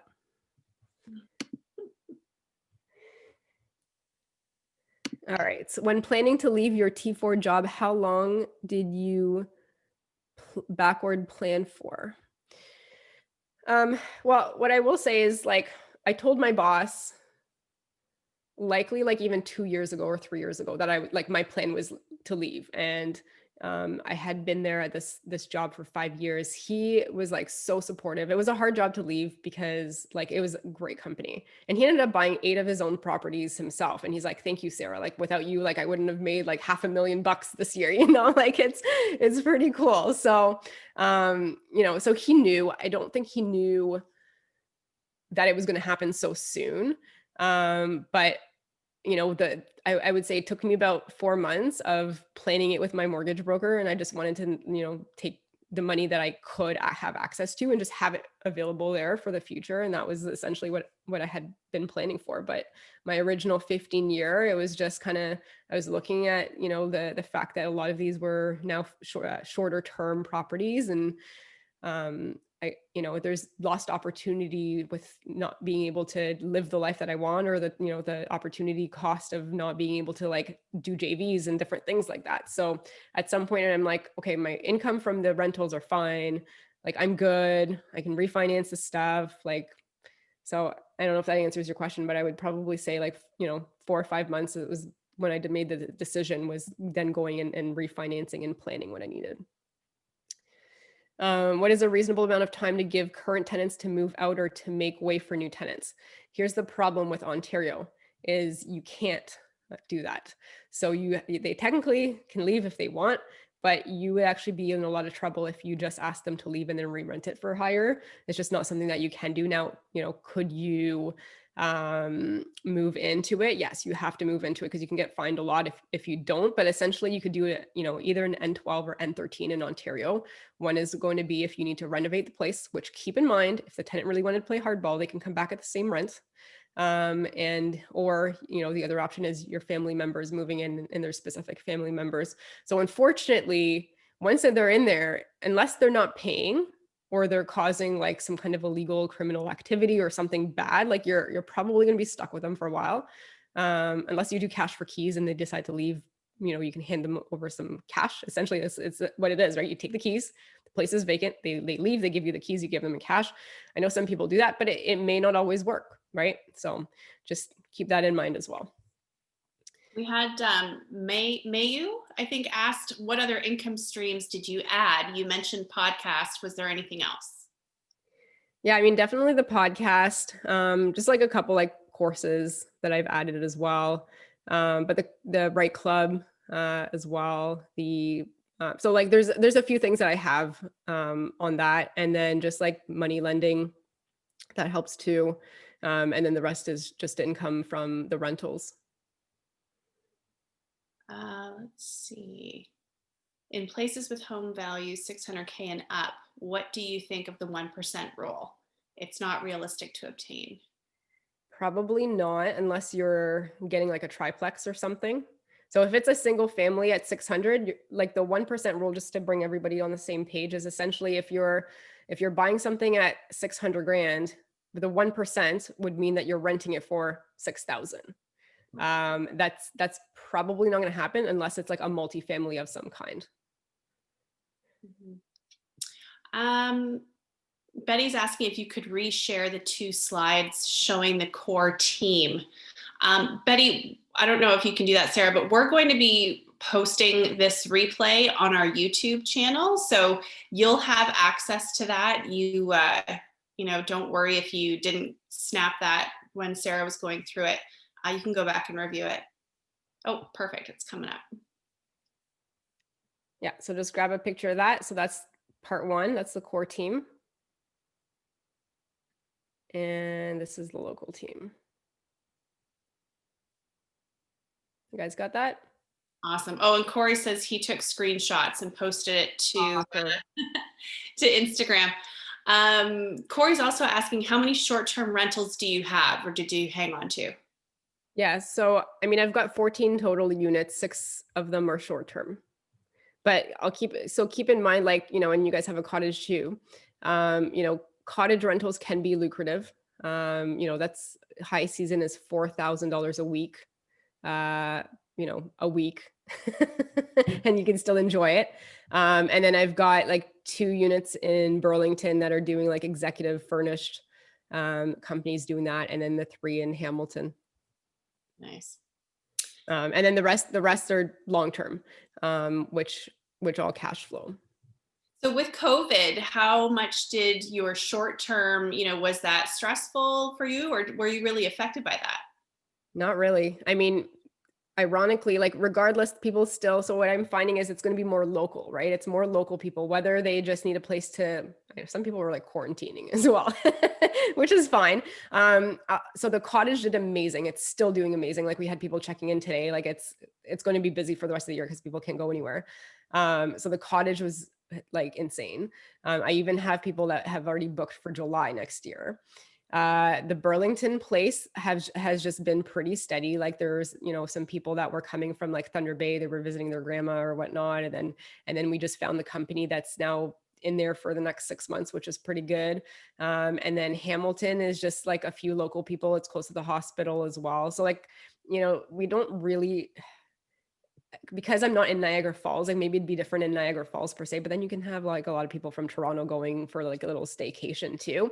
I haven't been affected yet. So if anything, I think it's just more busy because people want to like get away from something, right? Or they want to come and visit other people, or just keep in mind, there's a lot of opportunity for, like if you've got like some good contractor contacts or like realtor contacts, like if you have somebody who's renovating their kitchen and they don't want to be living in dust, or their house, right? They need somewhere to go for like a month or 2, or maybe your realtor has some, and you know, start putting the word out, has that like they don't have the same clothes between the house that they were being built or that they bought versus the clothes on the other one. So there's always some good opportunities that way as well. Awesome. And then Jay, yes, there's a bunch in corps. And there's some in my personal names. I'll tell you the you know, work with your mortgage broker, because it's not a one size fits all for incorporating or not. Some lenders are going to be much better to work with if it's in your own name than in a corporation. Some lenders, it doesn't matter. So just work with all of them. I think, you know, depending on how much cash flow you have and what you're putting into them, it doesn't always make sense to create a corp. Obviously, if it's a bigger deal or you've got, you know, a ton, it's fine. But I'll tell you the benefit for me personally is just that the ones that are in corps, they don't show up with my personal credit report. So I'm able to scale a little bit more because not everybody sees everything that I have. So, but other than that, I'll tell you, you know, it might not be the best thing all the time. So just work with your accountant and work with your mortgage broker to figure out if a corp is good for you. But yeah, like I have some in both. Awesome. Abdul was asking, and I just lost it. Oh, here. Is London still a good place to start real estate investing for someone looking for something less than 300K? I mean, you guys are out there. Yeah. What would you say to that, Shawn? Yeah, there's definitely still some pockets in London that you can get, you know, entry level stuff, or, you know, especially rehab type stuff for less than 300 for sure. Some duplexes and even triplexes can sneak under that, but you're looking typically at that price point. You're looking at stuff that is either a little bit distressed, needs a little bit of work, or is in maybe not such a desirable area, which has benefits as well. It's higher cash flow. So depending on what your model is, it may fit into that. Mm-hmm. Let's see. Janetta's asking, do you leverage your equity in properties to continue scaling? Yes, I did. So when I was in growth mode, so when I was doing the BRRRR strategy, so I was renovating, I was lifting up the value, and then I was refinancing, I would reuse that money. And so I essentially at this point, I don't have a dollar of my own money in any of my deals because I've refinanced it all. So now it's the bank's money. So I'm making money on the bank's money and cash flowing on the bank's money. Best thing ever. But you will have to do a little bit of that in the beginning because we saved for that first one and then like half the second one until I realized like what can be done. And it's just like amazing, especially so this is what I think we get being in Ontario, because we also have like a lot of immigration coming in and we just have a housing shortage issue and the prices like have been doing well, in the near future. I don't know what they'll do, but I think over 10 years, they'll still do well. But we have that ability to like reutilize some of that and the lenders have been favorable. So just keep in mind, if you're going to do that, you still want a cash flow, you still want your rents to cover everything. And if they don't, then you've got to do something different, right? So you might want to refinance and pull it out as a HELOC instead of cash. So your mortgage doesn't change, right? Anyways, I know there's a lot of stuff that we went through today. I don't want to like overwhelm everybody with so much information. However, the goal is that you don't have any of your own money left in your deals, because if you don't need to, why should you? Absolutely. There was a bunch that came in and it kind of bumped it up here. Okay, so Robert, Robert saying, I'm just starting out with investing. This is a lot of info. I don't know where to start. Maybe actually we can all pitch in on this one. If we were, because typically half of the attendees that come on our ONREIA calls here are brand new. Like you're not the only one. There are, I would guess, probably another 30 people watching that are brand spanking new and in the same boat. So let's open it up to our panel, maybe, or to all of our speakers here and say, what would be your suggestion for someone just starting out to help kind of point them in the right direction? Yeah, sure. I can start it if you want, and then Beka and Corey can add. So, I think first and foremost, I would recommend that you figure out what your strategy is, right? Based on a few things, based on how much time you have, day to day, week to week, because some strategies are going to take more time than others. What is your time horizon? How soon do you want to get to your goals? How much money and financing you have access to? How much education you have? And I think if you can narrow it down on a strategy, that's awesome. Okay. And then I would suggest that you narrow it down in one market. Okay. With some market fundamentals, right? So you've got to, we're in a great spot. And I think everyone, has a good market near them where this could make sense. I would suggest that you look at that team piece, at least the core team, and start thinking or getting like, this is a great networking opportunity or community, like Shawn, like who is your mortgage broker, or as an example, or who are your wholesalers? So like, work with each other in this community to figure out some of that, and you can get your core team set up and plan and strategize with them going forward from there. Yeah, I think exactly what you said there too. One of the things I would also say is when you're trying to narrow down what sort of strategy you're going to go into, what is your risk tolerance, right? So, are you someone who's going to be, with Beka, who talked about putting out the marketing money and not being quite sure if you're going to get anything in return? Are you okay with that? Can you deal with it? Are you still going to be able to sleep at night doing that strategy, right? Mm-hmm. So, for me, my risk tolerance is pretty high. Jen's not so much. I'm okay with putting all that out. I'm okay with, taking a flyer on a flip and trying to figure out what to do. That's just my personality and my risk tolerance, where someone else might be better suited to buying a rental and then, or a BRRRR strategy and then buying the next one and just building that slowly. So I think that's, understanding, your risk tolerance and how comfortable you are with each sort of strategy when you're looking at what to do. Corey, what about you? Yeah, just to add to what you guys just mentioned there, I think it's not just identifying your risk tolerance, it's also identifying your personality too, right? Like different parts of your personality. Are you a detail-oriented person? Are you like a natural like manager leader? You know, I'm much like Sarah. I manage in-source a lot of my property management for my portfolio, just because that's just like my nature. It doesn't seem hard for me, but looks like my camera just died here. But what else? If you're like a shiny object type of a person, then maybe you want to be in and out of different properties quicker. If your risk tolerance is a lot lower, then maybe you just want to be a money lender. One idea might be to just go and shadow a bunch of people's different properties, right? Like go and get through a multiplex, go get through some flip properties, go look at some flips before they're even flips. Some of these properties are pretty crazy, and even I used to have a hard time with the vision in the beginning of what these things look like before they turn and look great, right? So really kind of look at yourself in the mirror and do a strengths analysis, I think, as well, as to know thyself, do some personality profiles can really help too. Awesome. Let's see here. There's a few more questions.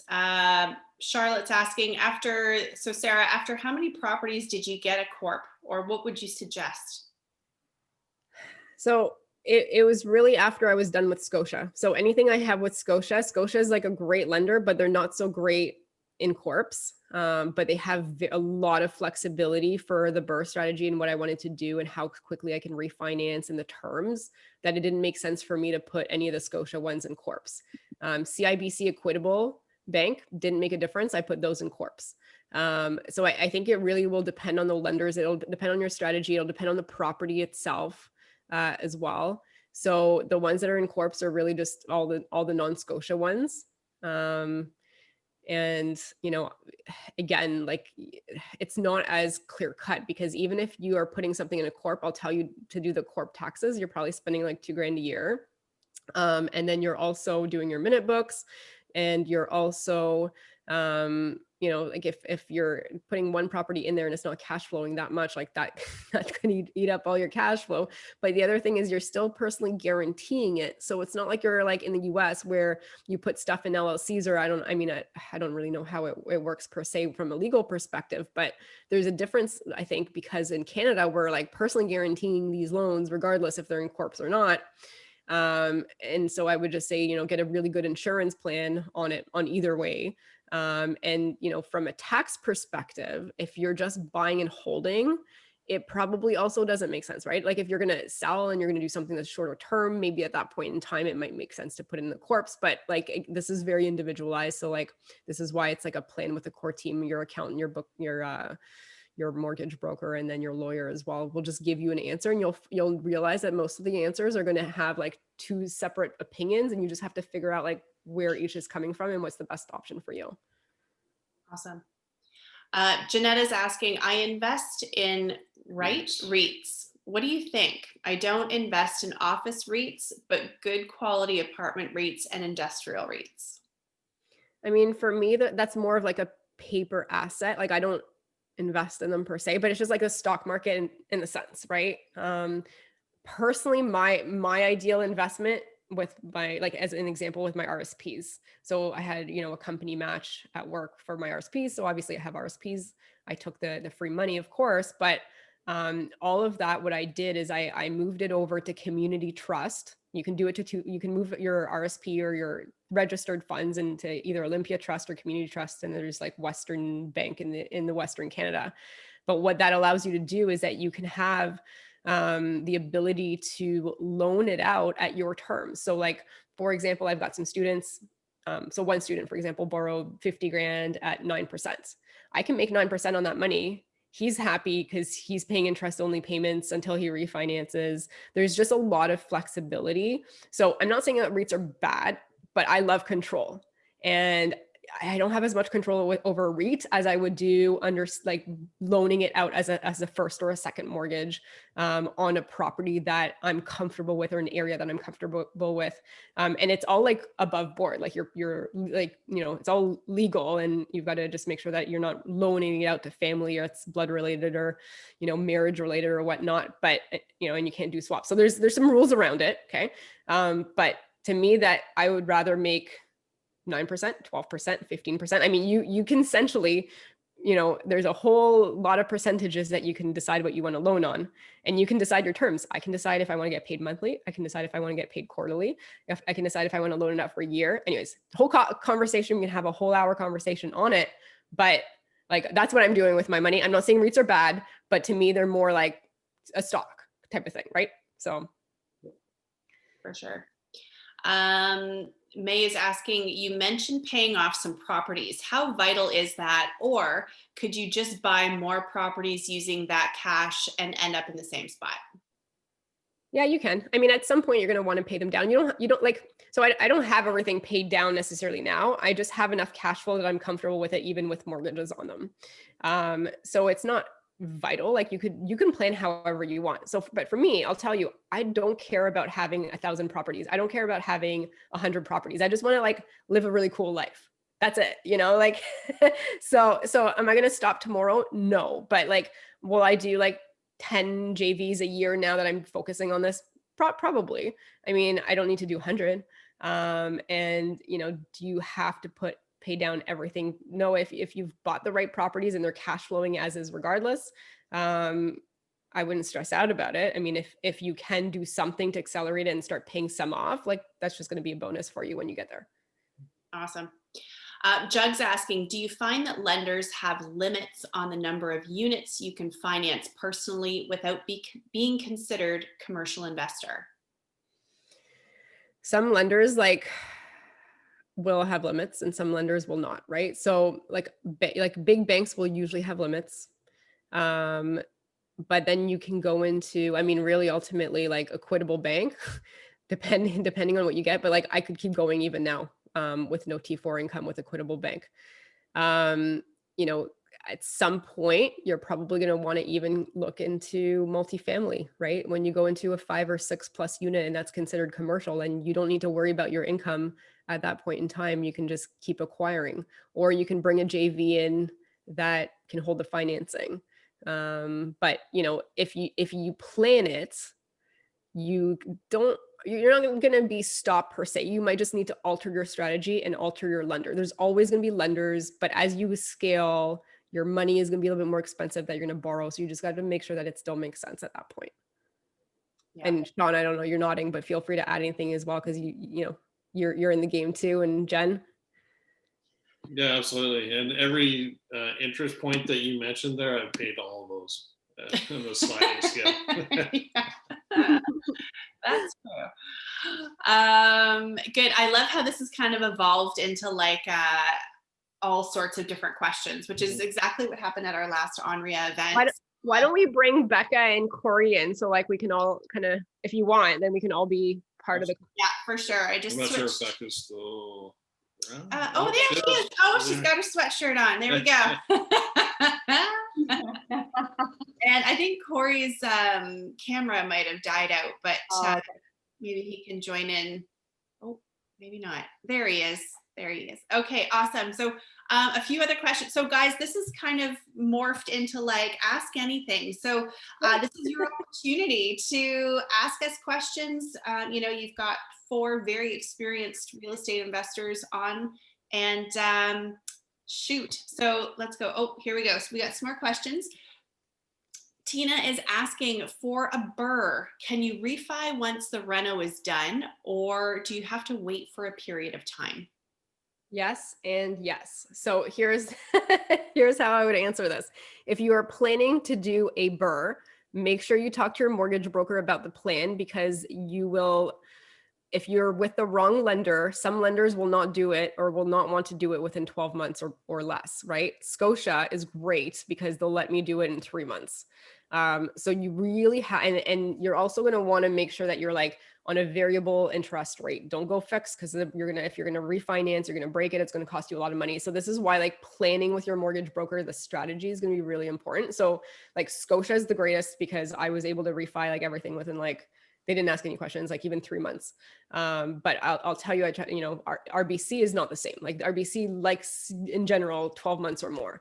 And so each one is going to be different. So just make sure that you let them know, what you're doing so that you're set up with the right lender. And it might make more sense, perhaps, just putting it out there, to close with a private lender and then take it to, an A or a B lender or bank or trust company afterwards. And Shawn and Jenn do that, I'm sure, a lot, because then you don't have to worry about the refinance piece necessarily, because they're seeing that deal for the first time.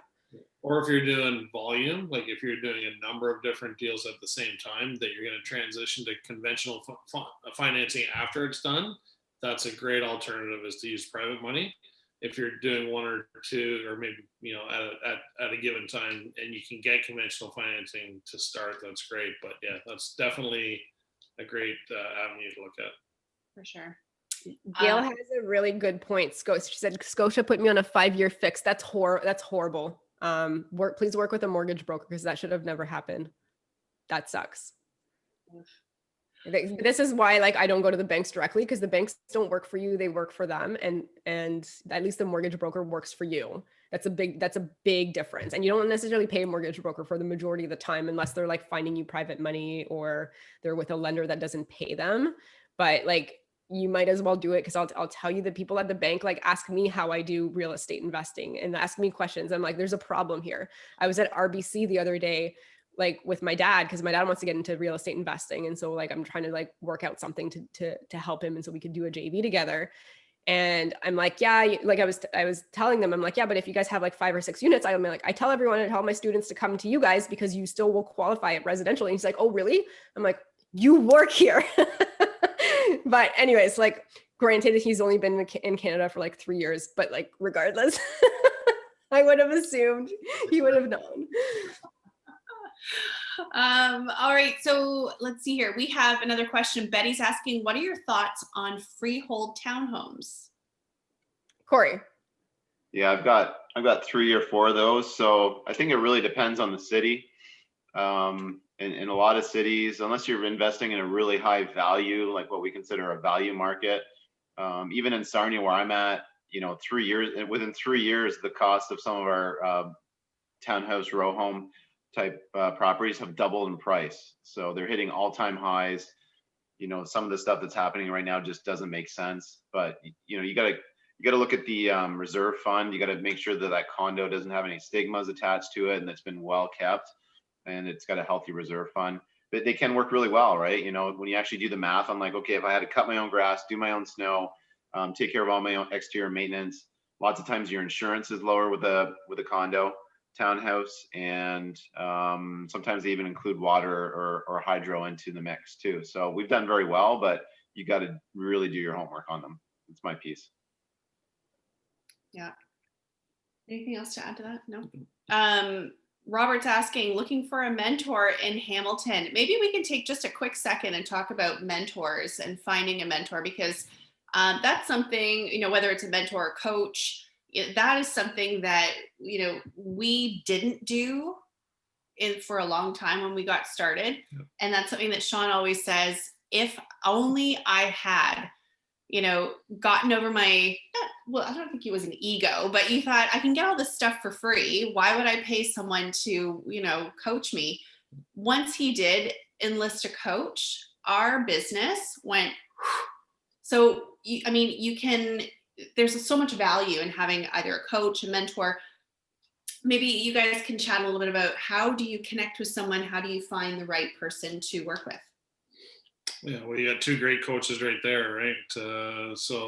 I think I probably have a little bit of a controversial take on this. I think, because I'm in a mastermind world, that's why I say it's controversial. I'm not going to come out and say like, you should hire a coach right now, because I think there's so much psychology that happens on this journey that I think it's important to commit to yourself first and take action to prove to yourself that you're willing to take action. Because you can hire all the coaches in the world, but if you just let that education sit on the shelf.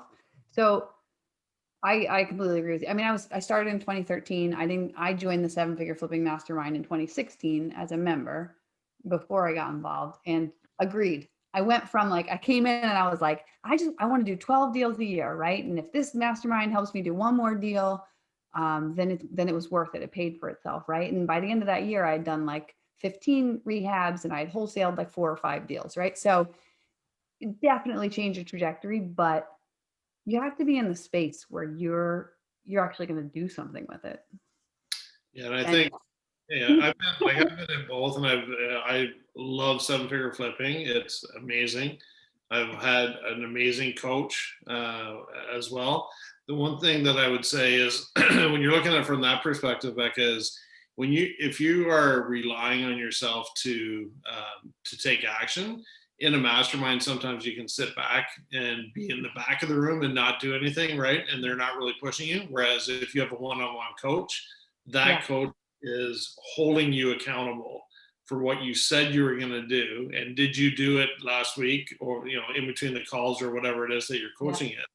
That's more of a I'm not going to say force, but it is an accountability, right? Whereas in a mastermind with 7-figure flipping, you have so many brilliant people and so many connections and different ways to learn, but it's just a different way of doing it, right?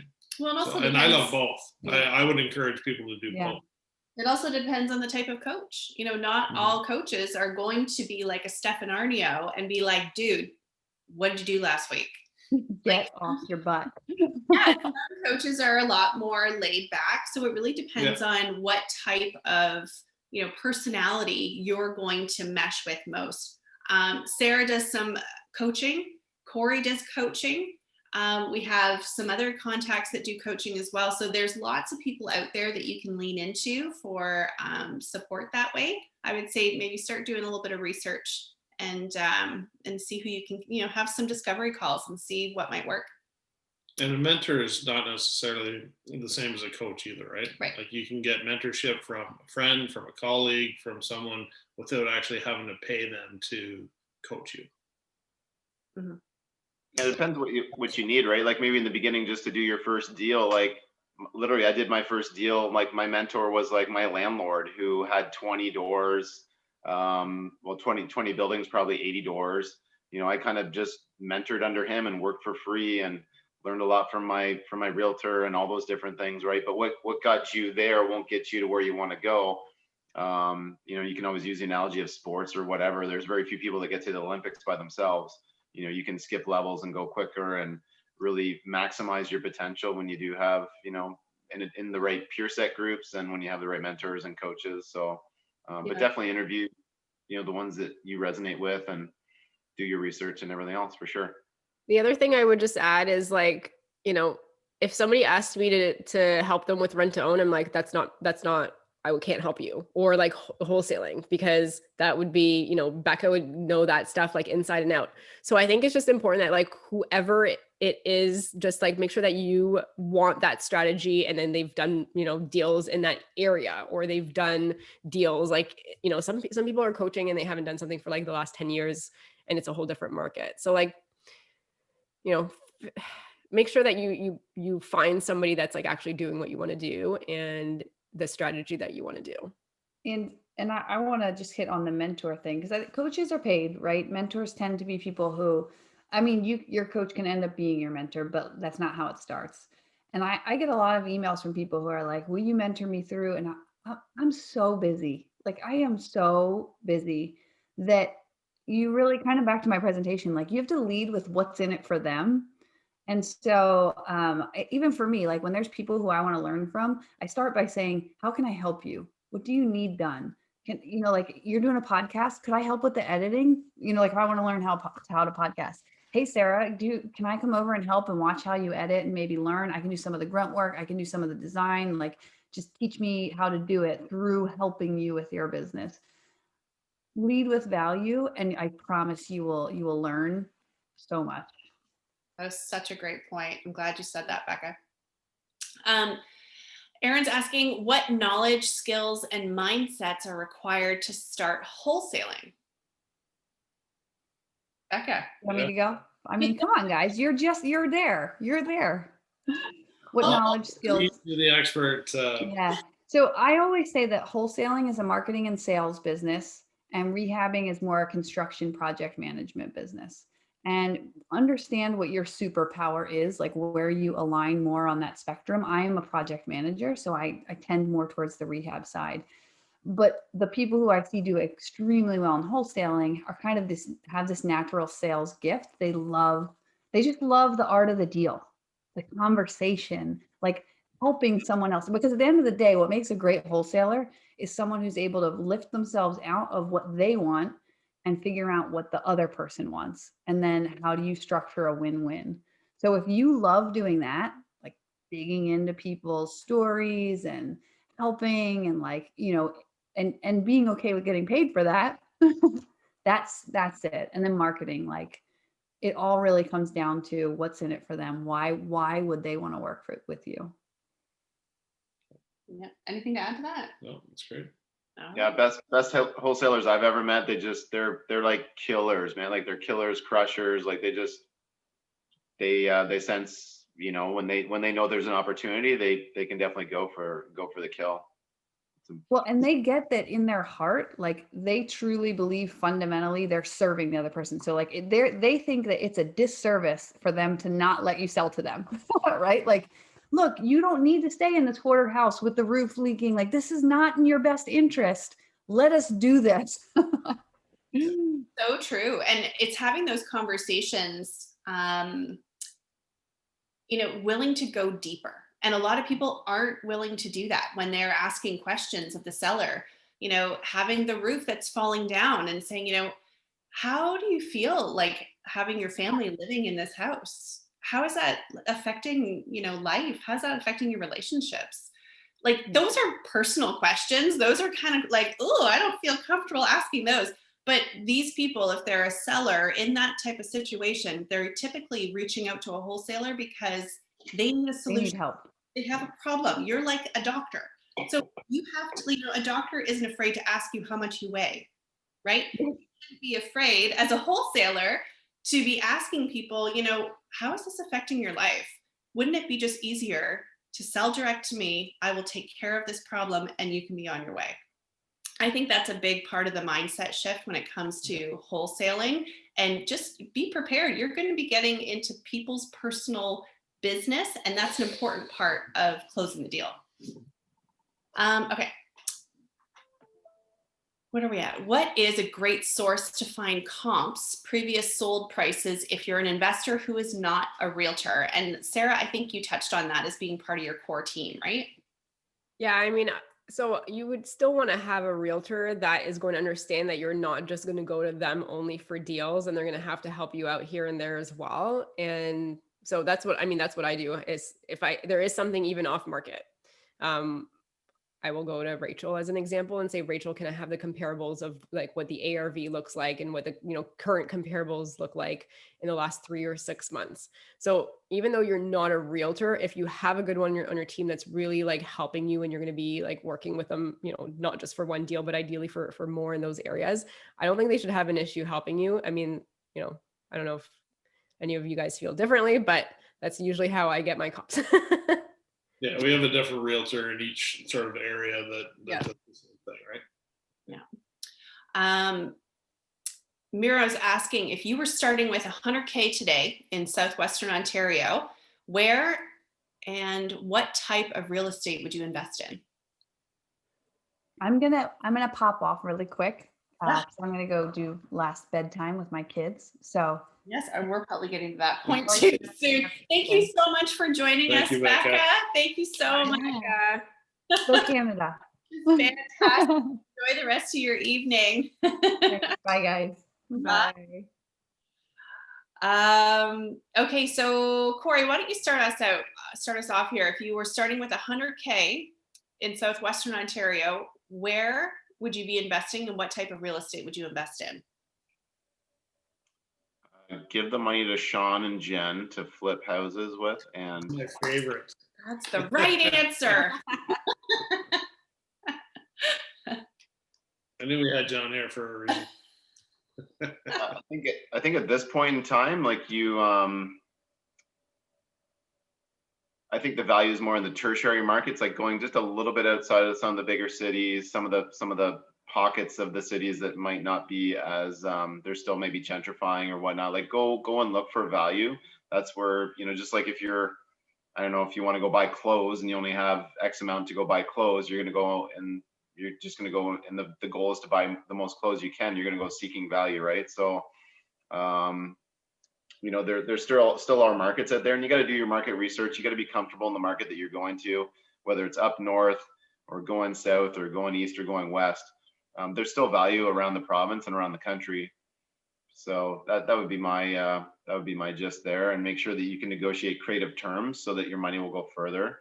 I've always been a BRRRR person anyways. So, you know, because if you only have 100 grand, I mean, I want people to understand that, you know, just like there's a lot of money out there that you can get access to. It's just a matter of how can you bring that into your life, right? That is a skill just like anything else. And it's something that's worth learning. I'm going to go do bedtime as well. So Shawn's going to take over. Sounds good. I mean, I do tend to agree. I think it's actually enough money to get started, but it's not going to be enough money to get started in an expensive city. And if you're planning on doing the BRRRR strategy, I mean, you might just do a smaller type of BRRRR where you're not maybe doing a conversion, or you're doing something a bit more cosmetic, or you're borrowing, you know, the difference that you need as an example. But like you if you want to do buy and hold, like you could probably do it quite easily with 100 grand. In, you know, in a 2-hour radius from a big city. Like there's probably going to be some good markets that meet fundamentals where like you can do well with investing that 100 grand. Personally, I would buy real estate with it. That's just my take, because then you'll get, you know, a little bit of cash flow, you'll get your mortgage pay down numbers, and you get the appreciation over time. And at some point you can go and refinance that money out. I mean, it might just take a bit longer depending if you're not doing a whole lot of renos. Yeah, and Miro, the question, it didn't really say what type of investing you wanted to do. It just said where. I mean, with 100 grand, that's not an insignificant amount of money. There's a lot of things you can do, right? You can JV with people. That's a down payment for a buy and hold. Like Sarah said, that can get you into a flip or two. You know, there's a bunch of different opportunities for a lot of different investing types that you can do there with 100,000. So I think you just, like we talked about earlier, what do you want to do, right? What's your personality? What's your risk tolerance? There's another one from Travis. For flips, are you guys buying all cash or using hard money, or both? For me, we do not use all cash, probably ever. We're using private investors mainly, hard money a lot as well. And then our cash usually goes into our development projects and the other stuff that we're doing with commercial. How about you guys, Corey? Question was, are you buying all cash for flips or using hard money, or both? Bit of both. It really depends on the situation and how many we have on the go at the time, but it's all relative, right? Like what's your lost opportunity cost if you're using your own cash versus what can you get your hard money for? Yeah. So are you still doing flips? I'm just doing BRRRRs, but I'm using the bank's money that I refied from another property. Right. That's cheap money, but I will tell you, it is important to have some sources of private money, because at some point you will want to utilize that for bigger projects, or, you know, you will run out of money at some point in time. So here's another question from Ashley. What percentage of your portfolio, I think this is directed to you, Sarah, what percentage of your portfolio is Airbnb versus standard rent? 6 units are Airbnb. The rest are standard rent. What about you, Corey? Same question. We have 80 doors and 12 are furnished right now. We do more like medium term, 1 month or more furnished. I like the medium term thing. I think that's the future of that market, but just my take. It's been a game changer, and it's what we've been doing for 4 years. So I think I've only done like 2 weeks a few times, but it's always a little bit longer period of time. Mhm. There's a market for it. So Angela asked how to get the after repair value for a duplex conversion. Comparables from, most likely you'll get them from your realtor that will be able to pull some up based on what's sold in the area. And sometimes they're hard because a lot of investors hang on to them. So there's not a whole lot of comps, right? But you know, if you have an appraiser that has appraised them before, that you know appraise well, try to see if your lender uses that company and specifically ask for them to be doing the appraisal for you. And keep in mind, you can always fight your appraisal. Like I've had to fight my last 3. It works, but takes time. A few added weeks. But you know, like even if you're not happy with the appraisal, like you're not like stuck with it. Like you can get a second one if you want, if you really believe that the value's higher. You know, what I usually do is I'll just like send them comps of like what I'd like them to also add. And like sometimes it's gone up 20 grand, like sometimes, you know, less, sometimes more. So I wouldn't say fight every single one, but sometimes like when, during COVID and stuff, like they were being a little bit more cautious in the beginning, but you're not always going to be fully happy. You don't have to take it all the time and just like live with it. Like you can push back a little bit. Yeah, we're in the same predicament right now with the property. We got a appraisal that was like almost laughingly low. And you have to feed them the correct comps so that they know that they're looking at the right thing, right? And really, the best time to do that isn't after they've already given a value. The best time to do it is to give it to them before, right? So if you know that it's a property that might be an issue, have that available, send it to them before they're actually doing all the research, right? So that Yeah. The other thing I would just add is like if you're a mortgage broker, like some lenders, they know them well. So like what we've done, like this was what happened with my last 3, is they weren't posted. They were just sent to them to say like, here's what we want to post. Like, do you agree or not? So it's easier to fight it at that point in time before they're actually official. yeah, there's lots of little strategies around, getting the right appraiser. And I hate to say it, but in certain cities, there's certain appraisal companies that like us and the lenders are just like, no, we're not using that one. So it's like we have things set up that like if you get a call, because lots of times it's random sometimes who you get your appraiser, and you can always have a backpedaling system for that. And duplex conversions are kind of unique, right? It's like, is it valued on the income, or is it more the property and the renovations? And it's a little bit of a gray zone. So yeah, you really do have to guide the appraiser based on the value of comps. I would also suggest that you at least get the leases signed, so that if they're using like rental comps for like a duplex or a unit that's lower, you at least have proof that you've got it higher. And sometimes that helps as well. Just trying to go through the chat here. Lots of accolades for both of you guys as coaches. And for another question, sorry, just trying to look through here, see what we got. I can see one. Is the short-term rental market more difficult to finance with a bank? All right, I guess we can both add stuff. Corey, go first and then I'll add. Yeah, since my stuff is medium term, it's considered a lot more like a regular rental. When you're trying to do Airbnb income, I've heard that you need like 2 years or something like that of tax returns with that for it to be a little more solid. So I don't play in the really short-term space, so I can't comment too much, but be prepared to, do it based on regular rents, I guess, worst case scenario. So what I would suggest, like lenders don't like Airbnb income. They really don't. They don't like short-term income. So what I usually I'd get them to do essentially is just take market rents. I will just be like, yeah, it's not rented yet. I will be renting it. I need it refinanced though. And then they just like pull like what it would rent for on the long-term market. That's what I've been doing. I mean, it is what it is. Like you don't really want to tell the lenders that it's Airbnb income because they're going to kind of like shut that down pretty quick. There's a question from Janetta. Sarah, what point did you start implementing systems to keep you on instead of in the business? So working on it instead of in it. Yeah, probably like 3 years, give or take. you know, after making a bunch of mistakes in the beginning and realizing that I've got to just have like processes in place to move forward so that I can do this properly and efficiently. But yeah, like it took a good 3 years for me anyways. I don't know about you, Corey. I'm a pretty big systems person, but yeah, but in the beginning, a lot, you know, if you don't have the systems given to you, you're basically gunslinging right out of the gates. So, Yeah. but you learn from your first time, your second time, your third time, and, you know, always be tracking information or capturing what worked well and saying, okay, this is what worked well. How can I make it even better?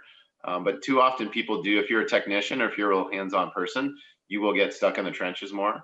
So know what your personality is like and always be pulling yourself out up to the, I call it the 10,000 foot level to actually see, okay, I'm doing a bunch of busy work here. There's a big difference between being busy and being productive and effective. So always make sure that you're working on the business and pulling yourself out of it.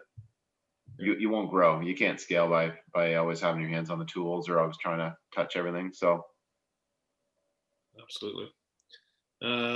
Travis is asking, is your private money coming through a mortgage broker or would you recommend something different? If so, are you using cash for down payments, specifically for flips, he's asking. So I'll chime in there for a couple of things. One is, you know, you start out at a different rate and then you're paying a lot more as you go sort of further away, right? So you're going to pay, if you've got friends and family money, let's say, for example, you're going to pay a much smaller rate than you are for, say, a colleague's money. And then you're going to pay a much higher rate when you go to a broker because the broker is going to tap on some fees. The lender's probably going to want some more fees. You're going to pay a different amount. So it's a sliding scale, I would say. When you start out flipping, and if you don't have those relationships with different lenders or different private investors or even people in your own circle, then you might only have the availability to go to a broker to find those lenders. And if that's the case, as long as the money still, like the numbers still work where you're going to make money from it, don't be afraid to use that more expensive money. As you develop more experience, as you develop a bigger network and you get more and more of those private investors that will lend to you directly without the broker, then you can start to bring down those percentage and those fees, right? So I would say, yes, all of those things you can use. Just realize where you are on that scale. yeah, make sure you know your numbers. And yeah, I mean, at the end of the day, people, I've seen people pass up on deals because they're like, I'm gonna have to go get money at 16% or 17% or whatever. I've been there, and I just the deal was good enough, so we just did it. And it was like 2 weeks to put it together, so we just put it together. So don't be afraid of the cost of what's the saying? Don't be afraid of the cost of the shovel if you can dig gold all day long with it, right? So I like that. That's true. Yeah, I don't see any other questions there. Do you, Corey? oh, there's one. Key apps on staying organized with the business end of things. We use, just for example, we use Slack and we use Podio for our CRM. Jen's more of the system side of the things for us, but I have a great bookkeeper that is used to working with investors with big portfolios. That is awesome. So a lot of the paper stuff gets delegated. And then in terms of apps, I mean, there's like, I don't have it like apps per se. I think it's just like more systems that you create, right? Whatever that looks like. But I mean, I don't know if there's like a phone app or anything like that in particular. Yeah, I think it also depends on your business, what you're doing as well, right? So if we're actually managing a lot of rentals, so we just started using Buildium, right? So Buildium's a really good property management app. There was a cost associated with it. I think at the end of the day, it's gonna be like what you're comfortable with. If you're a spreadsheet person and spreadsheets make you happy and you feel effective using them, and you don't want to learn other systems like Trello or Podio or anything like that, then but never be afraid to ask what other people are doing and just, you know, look over their shoulder and say, hey, can we screen share? Can we jump on a Zoom call and see, you know, what technology is helping you out? For sure. The one thing I will also add is Building Stack. Like their software is amazing. I got a preview of what it looks like, and you can like do everything that's coming. But if you haven't heard about it, like you could do all your advertising, it pulls it into Kijiji automatically. You could like do everything like into like one platform and it's done well. So building Stack is, you know, a good one that's coming out. I don't know if you guys have heard about it. I have not. No, I've heard of the one Corey just mentioned, but I haven't heard of that one. No. Yeah, I think we looked into it and we just wanted the solution now. But yeah, I mean, these people are always improving and whatnot, right? So maybe if people have a certain software or app, you know, feel free to throw it in the chat, let other people know. What? Gail asked a question and said, can you ask it pretty please? Scotia put me on a 5-year fix, but they also put me on a collateral mortgage. So when I go to refinance, do I have to break the mortgage or do they just keep the existing mortgage and bump it up with the collateral room? Anyone have any experience with that? So are you referring to like an advanceable mortgage? Like, so basically like Scotia, for example, has what's called like a step mortgage. So that if you make a payment and let's just call it $500 goes towards principal and $5,000 to interest, then it opens up your basically like a HELOC, like a home equity line of credit of 500. So your principal goes in there. So I mean, I don't know if that's an advanceable mortgage, but if you're going to go ahead and refinance, that'll probably be reset because it'll be part of the whole equity refi. But Scotia should have not put you on a fixed rate knowing that you wanted to refinance. If that's not your question, then let me know. But I'm guessing that you're referring to that, not a second mortgage. Yeah, that's what she said. So, you answered it. Yep. Okay, cool. They'll give you, my experience with Scotia is they'll give you, you'll keep your current mortgage and then they'll give you a mortgage arm. So you're going to have like this blended rate. And you know, it's just a lesson to be learned that, you know, next time always try to, if you're going to be doing something with properties, just stay variable. Gives you way more flexibility. Yeah. 3 months of interest payments instead of thousands, more dollars. Are we to the end of the questions? I think we are. Yeah, perfect. Okay, good. Because I was going to say it is, I think it's 9:30. So we did another kind of longer than expected ONREIA tonight. So thank you so much to Sarah and Corey for staying on and answering some questions. I love seeing all this engagement. And, you know, that's the whole reason why we do these events is to really be able to dig in, answer your questions, and have, you know, a panel of people that you can talk to. So thank you so much, Sarah. That was an amazing presentation. I know it kind of merged right into our Q&A. All good. Thanks for having me. It was awesome. You shared so much information, and I know a couple of people had said like, whoa, that's awesome, like screen saving. So we are going to have the replay available on our YouTube channel. If you haven't yet checked that out, just go onto YouTube, search up the Ontario Real Estate Investors Association, and you'll be able to find the replay. We usually have it up within a couple of days. It needs to be edited and that sort of thing. So take a look for that. Also, while you're there, be sure to like and subscribe and hit the bell so you find out when new videos come in. As well, we wanted to let you know when our next ONREIA event is. But before I do that, I always tend to. There's more. Wait. But wait. So if you have been a part of our ONREIA events in person when we would hold them in London, about this time last year, we talked to everyone about the Shoebox Project. And this is a charity event, charity organization that we like to get involved in at this time of year. If you haven't heard of the Shoebox Project, it's basically, you know, helping women who are in a homeless situation, whether that be from domestic violence or, you know, mental illness, whatever it might be. They are, you know, in a homeless situation. So the Shoebox Project is done every Christmas, and it is creating a shoebox of items for this woman to open.